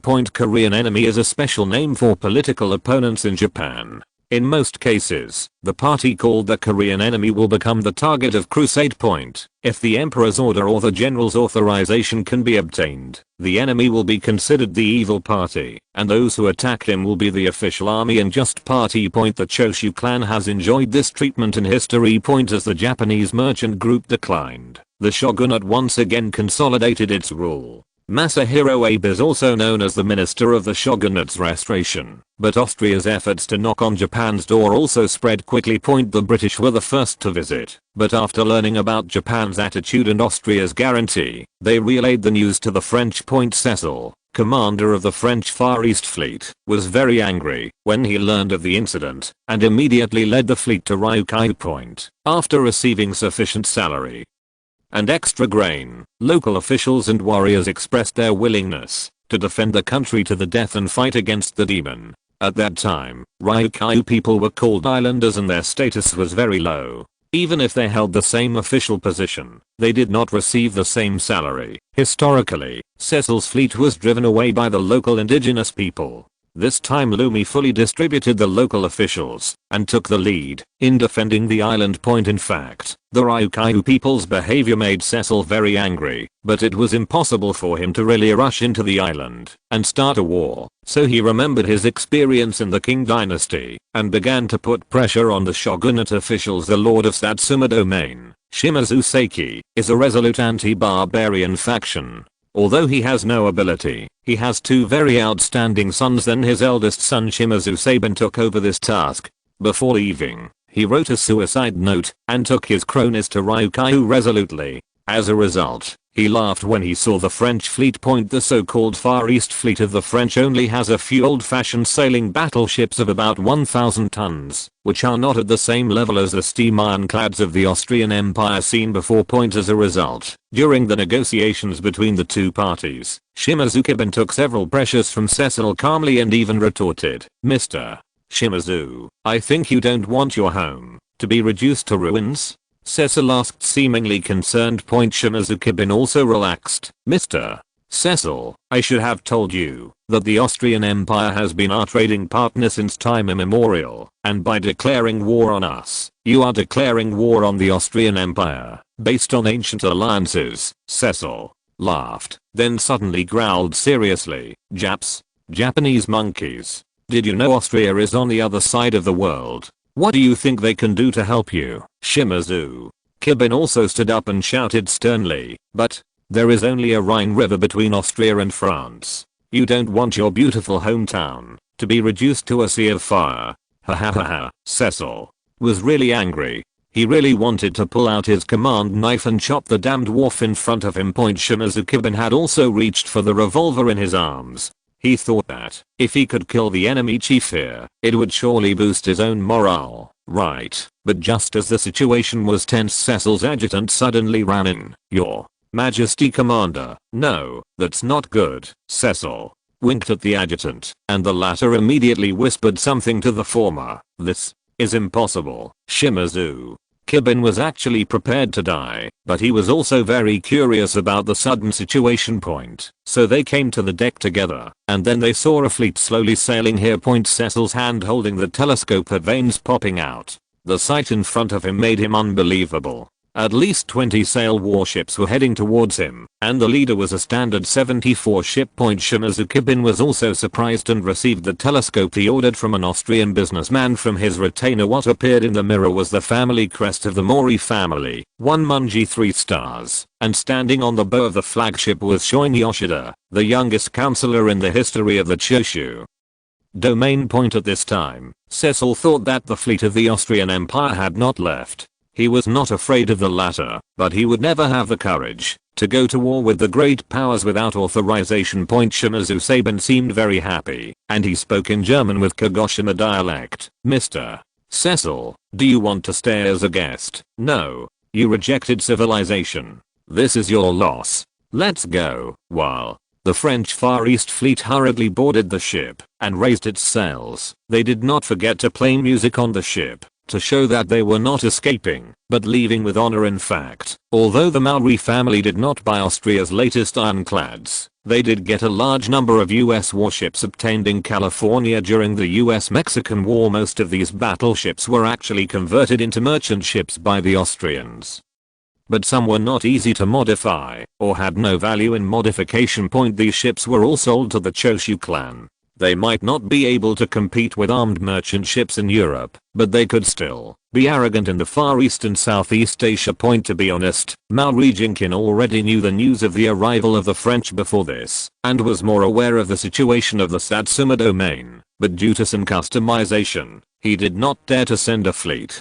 to support. Choshu Domain Councillor Yoshida Shoin said that there was no need to worry about Mori Jinkin being punished. In fact, when the shogunate learned of the situation, instead of blaming him, he would praise him greatly. Afterwards, it turned out as Yoshida Shoin expected. After the 12th generation General Tokugawa Riki presented himself to the emperor, he not only did not punish the Choshu clan for sending troops without permission, but instead increased the salary of Mori Jinkin and gave him a piece of gold.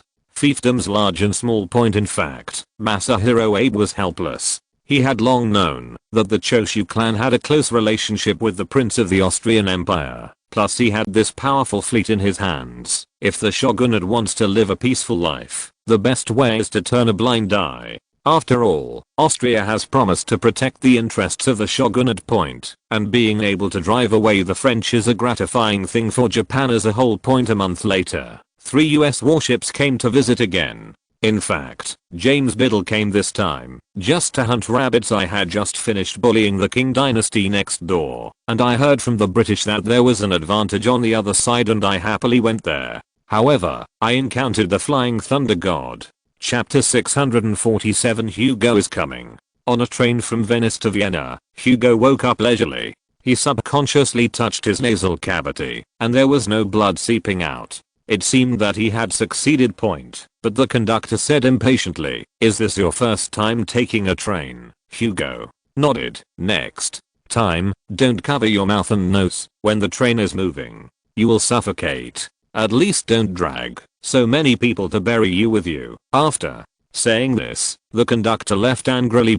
Later, Hugo found that nothing seemed to happen. He said to himself, "How magical." So Hugo left the 4th class carriage after saying goodbye to the people he had just traveled with. The 3rd class carriage was still very noisy, but it finally didn't smell like shit and there was no need to worry about being run over by a sheep. And there is light here again. Although the windows are small, the scenery outside the windows is beautiful. What a beautiful country. Hugo sighed sincerely, but he soon discovered a problem. That is, the scenery outside seemed to be distorted. Hugo had a bad premonition in his heart. He quickly found a window and stuck his head out and suddenly found that the whole train was climbing up a hill. Oh my god. We are going to fall. Everyone around looked at Hugo with doubts, and the latter said eagerly, "There is a cliff ahead. Everyone get down quickly. Otherwise we will be thrown out of the car." After Hugo finished speaking, he was the first to lie down on the ground. Everyone looked at each other and didn't know what the gentleman in front of them was going to do. Lying down can increase the force bearing area, thus strengthening the friction with the ground. This is the only way to save everyone.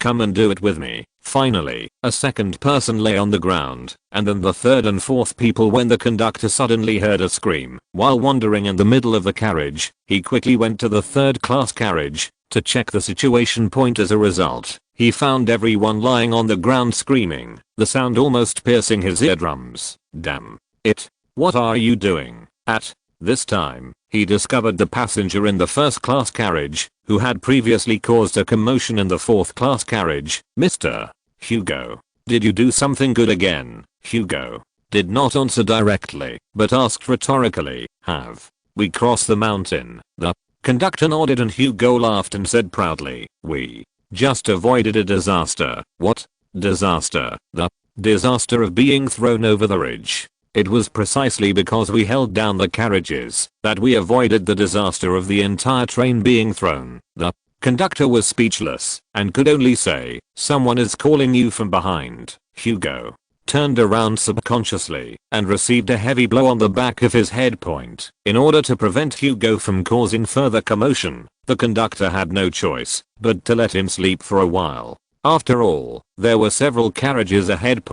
When Hugo woke up again, he was already in a temporary aid station in the train station. A dirty priest who looked like a baker dropped a piece of bread on the plate in front of him and then poured it into a cup. Got a glass of bad red wine. Hugo poked the bread with his finger for no apparent reason. It was a little hard, as if it had been heated too much.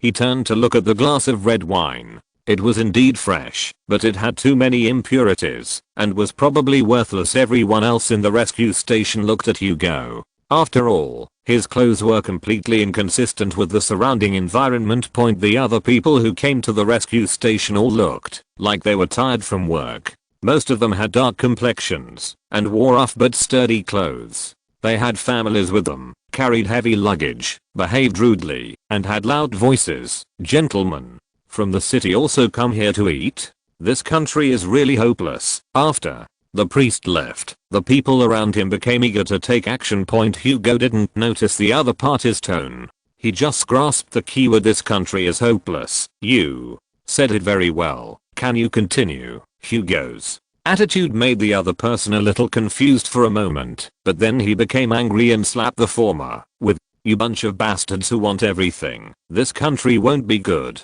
Ospit. A group of people took the opportunity to punch and kick Hugo. These migrant workers actually hated the local nobles very much.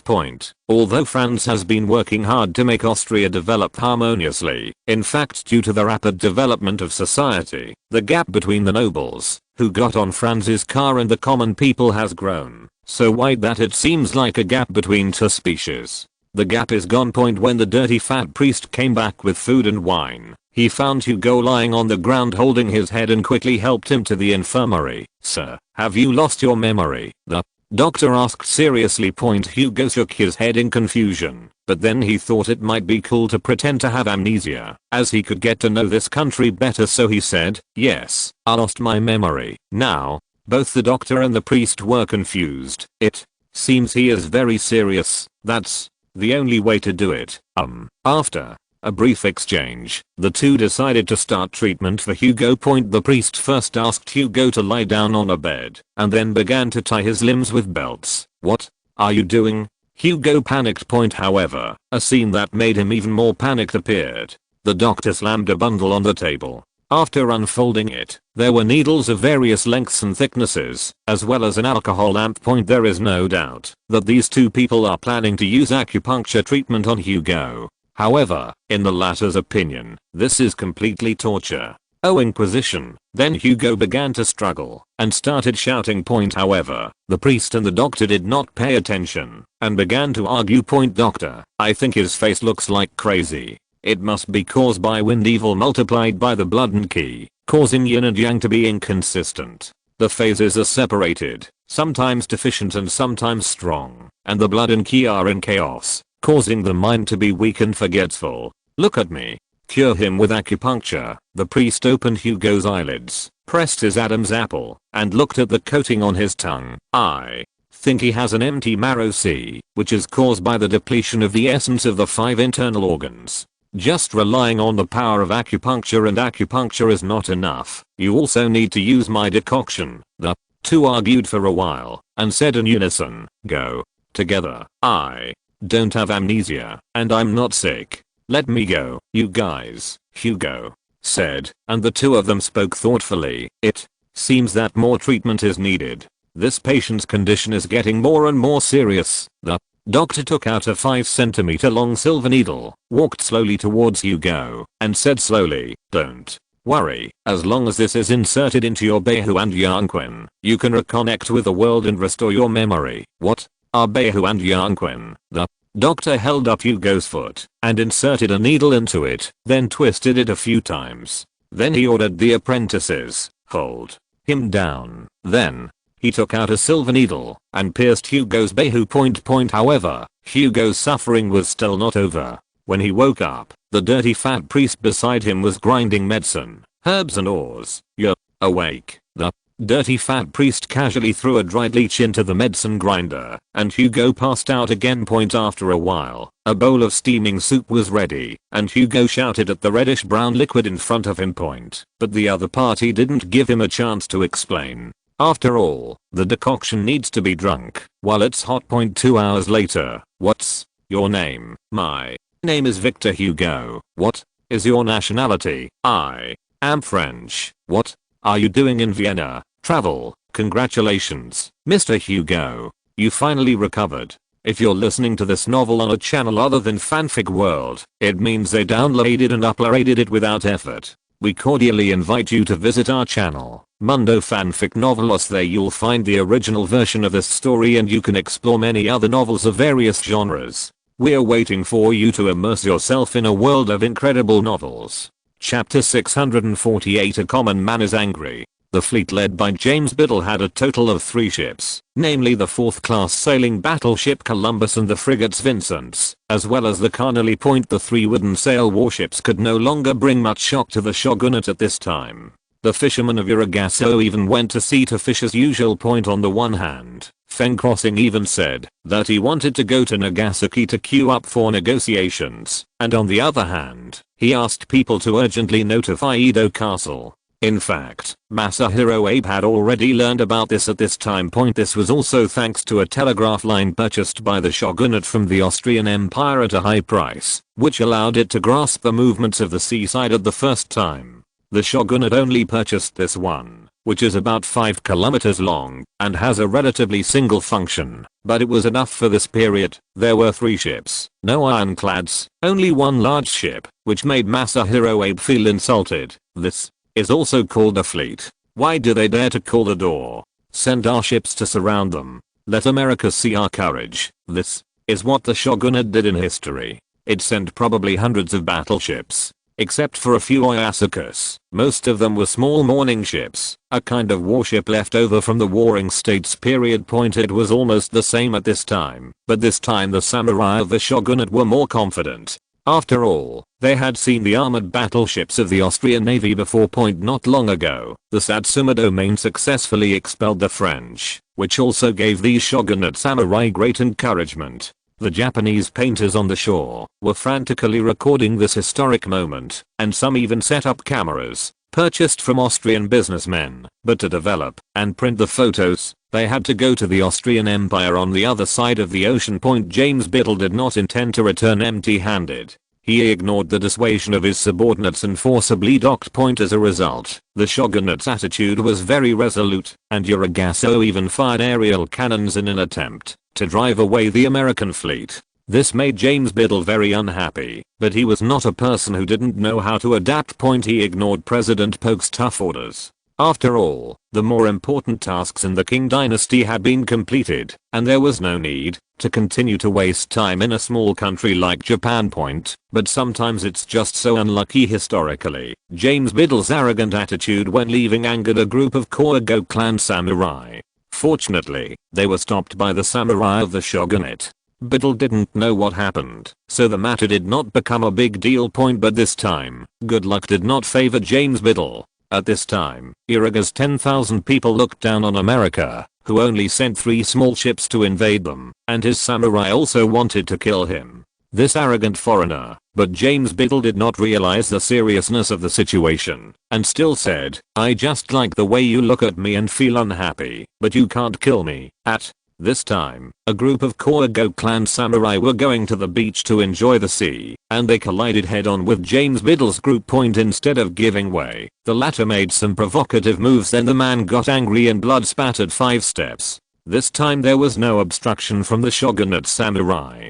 The samurai of the Koigo clan who launched a sneak attack directly used IAI to chop off Biddle's left hand that was making an obscene gesture. The other Koigo clan samurai were not idle, and drew their swords, and rushed towards the unsuspecting American troops. There were not many of them ashore, and they were immediately at a disadvantage. After being attacked by a sneak attack. When Iragasso saw the blood, he had to commit seppuku anyway, so he just went ahead and sang directly. Since ancient times, no one has died, and his loyalty will be remembered by history. Wen Xiangxiang was one of the most worshipped idols by the Japanese at that time, and his influence among the people was far greater than that of Wang Yangming, who was famous for later generations. In addition, the Japanese at that time really sang, not recited. The feudal soldiers on the side saw that Master Feng Xing was on the way, and immediately rushed forward with spears and iron cannons, matchlock guns. Soon the fighting in the port spread to the pier. The US Navy immediately tried to rescue its companions on the shore, but was soon overwhelmed by the tide of Shigeru Point due to the loss of the top commander. The 3 US ships experienced varying degrees of chaos. When they tried to escape, they discovered that the cables had not been cut. As a result, the frigates Vincennes and Canelli were damaged to varying degrees. However, the worst thing was the 4th level sailing battleship Columbus. A group of samurai rushed onto the deck carrying fish frames and sacks. However, the above 2 things obviously do not have bulletproof function, but they cannot withstand the thickness of the stack, and the spherical bullets and firearms at this time do not have very good penetrating power. As a result, the battle on the Columbus fell into a war of attrition, and the side with more people clearly had the advantage. It must be said here that the degree of organization of the US military is too low. At this time, the navy of any European country can easily drive the Japanese off the ship point, but the US Navy behaved like a group of frightened beasts at this time. Although it screamed loudly and reacted fiercely, it failed to discover the key to the problem. The Columbus did not start, and was always fighting with a steady stream of Japanese samurai. The Vincennes had even worse luck. Just after it left the berth, it collided with several Japanese battleships, and was eventually sunk in the port by the opponent's kamikaze attack point. Although the Canary was also hit, it barely escaped the siege of the Japanese ships. However, just as they were about to leave Edo Bay, they discovered a row of mysterious black pits on an uninhabited island. Captain Mattis decided to find out on a whim. After all, the small Japanese boats at sea posed no threat to the nearly 800-ton frigate. However, when the Canary got closer, it discovered that those were not black pits, but large bells buried in the sand one by one.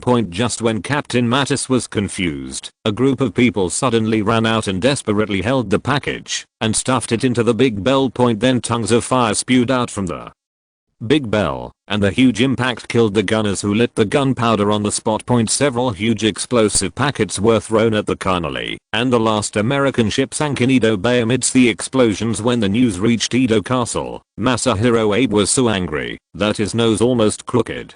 To be honest, although he hates Americans, he doesn't want to make enemies, because in this way, the shogunate can really only be tied to the same boat as the Austrian Empire. In Masahiro Abe's plan, he just wanted to use the latter's power to stabilize the interior. To fight against foreign forces, we must first settle the domestic affairs. This is where Masahiro Abe's thinking started, and he planned to sever relations with the Austrian Empire after Japan was stabilized domestically. After all, the latter is thousands of miles away from Japan, so it is unlikely that it will send troops to attack. As long as the shogunate does not offend other powers, it will definitely be able to find new backers by then, thus realizing the grand plan of using barbarians to control barbarians. However, all this came to nothing with this great victory in Edo Bay. Chapter 649 Adventure Log, Vienna, Schönbrunn Palace. Franz looked at the 2 reports on the table with some regret, but he was not surprised. At this time, the African interior was still considered a restricted area for white people.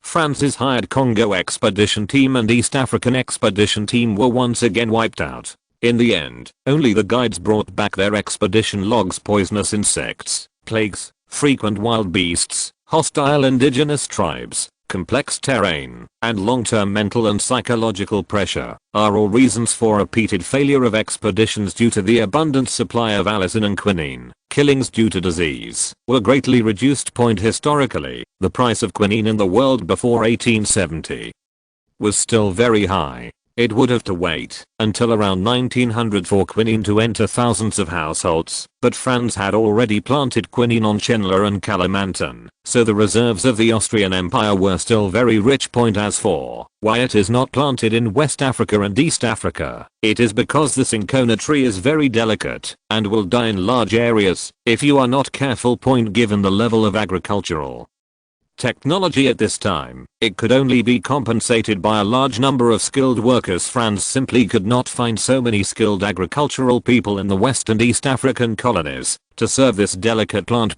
As for training indigenous Africans, the cost may be about the same as Franz transporting people from the mainland, and the latter can be more reliable. Even today, the crudeness of African agriculture's technology is still appalling. What's Even more deceptive is that oranges grown in Huawei are known as tangerines, and oranges grown in Hualien are known as tangerines. Cinchona trees grown in later generations in Africa, including India, have seriously insufficient quinine content. This is also the secret why the Dutch have been able to control the world's quinine for 100 years with Indonesia alone.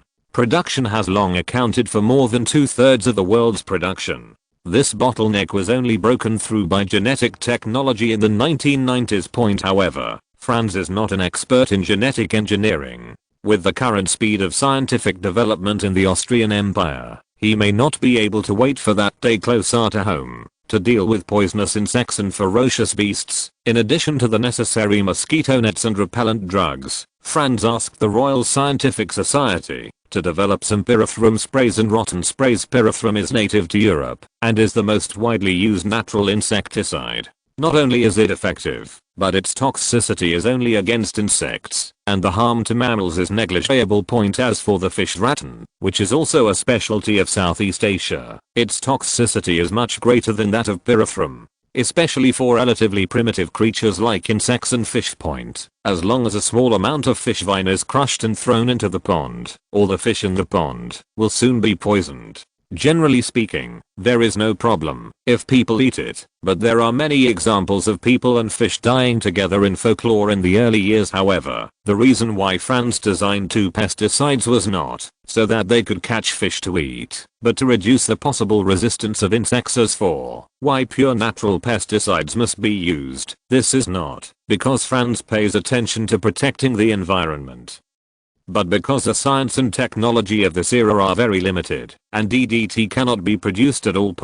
If Franz had Diclorvus, he wouldn't mind spreading it all the way from West Africa to East Africa. As for the beasts on the African continent, in addition to bringing an expert on animals and plants, Franz also added professional hunters to the expedition. They can also act as soldiers when necessary to prevent indigenous attacks. In addition, Franz also approved a strike plan, which was to launch a sweep against the aggressive indigenous people who were closer to the colony. The Oman Empire in East Africa immediately expressed support, and they were even willing to send troops to help the Austrian Empire with its cleanup work. In addition to the shock to the former from the latter's powerful neighbor, the Oman Empire itself also had a great demand for slaves. Participating in this kind of war kills 2 birds with 1 stone. Said is a smart man, and will not miss this opportunity. Although the governor of East Africa felt that this might be a false plan by the Omanis to destroy GUO, Franz felt that it was unlikely.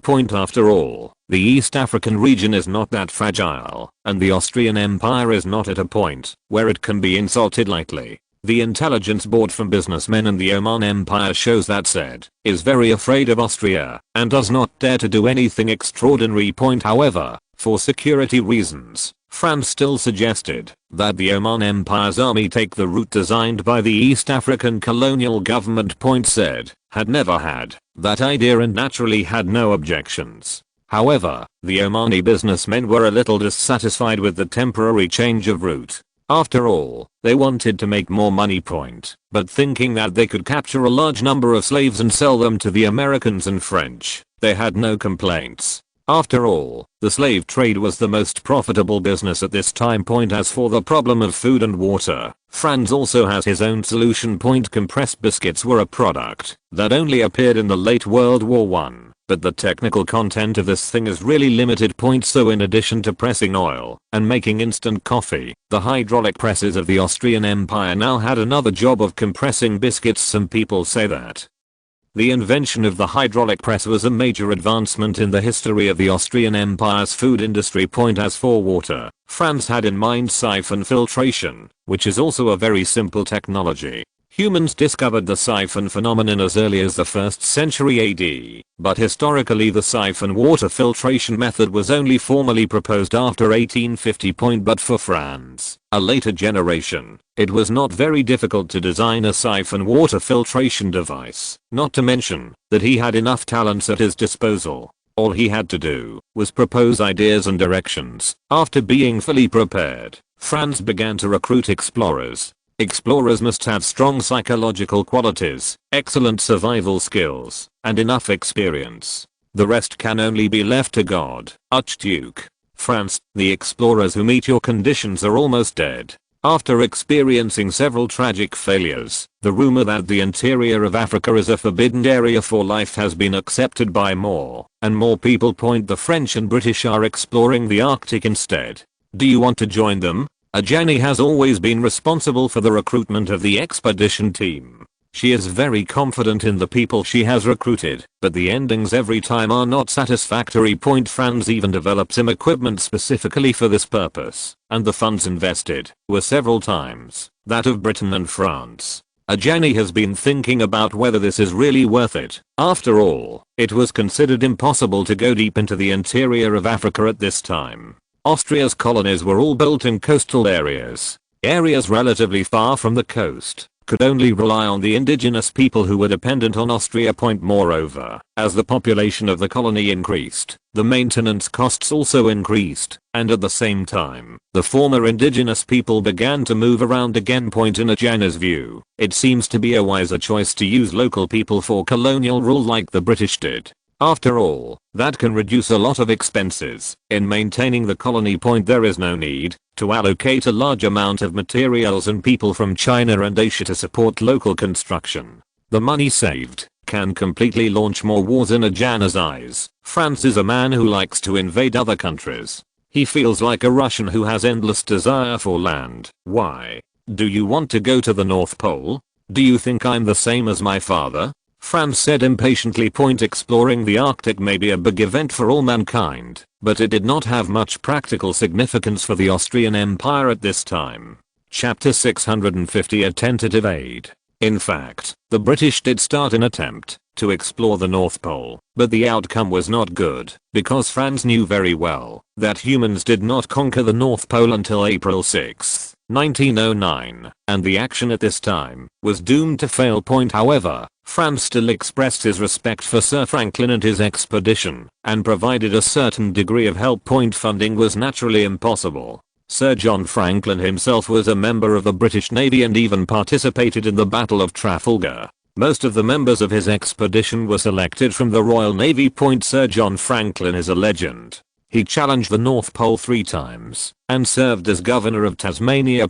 However, the genocide of the Tasmanians had nothing to do with him. After all, when Sir John Franklin arrived, the number of Tasmanians was less than 200, and they were all imprisoned on Flinders Island. From 1819 to 1822, Franklin led 20 people on an overland expedition along the Coppermine River in the Northwest Territories of Canada. As a result, 11 people died along the way, most of whom died of starvation.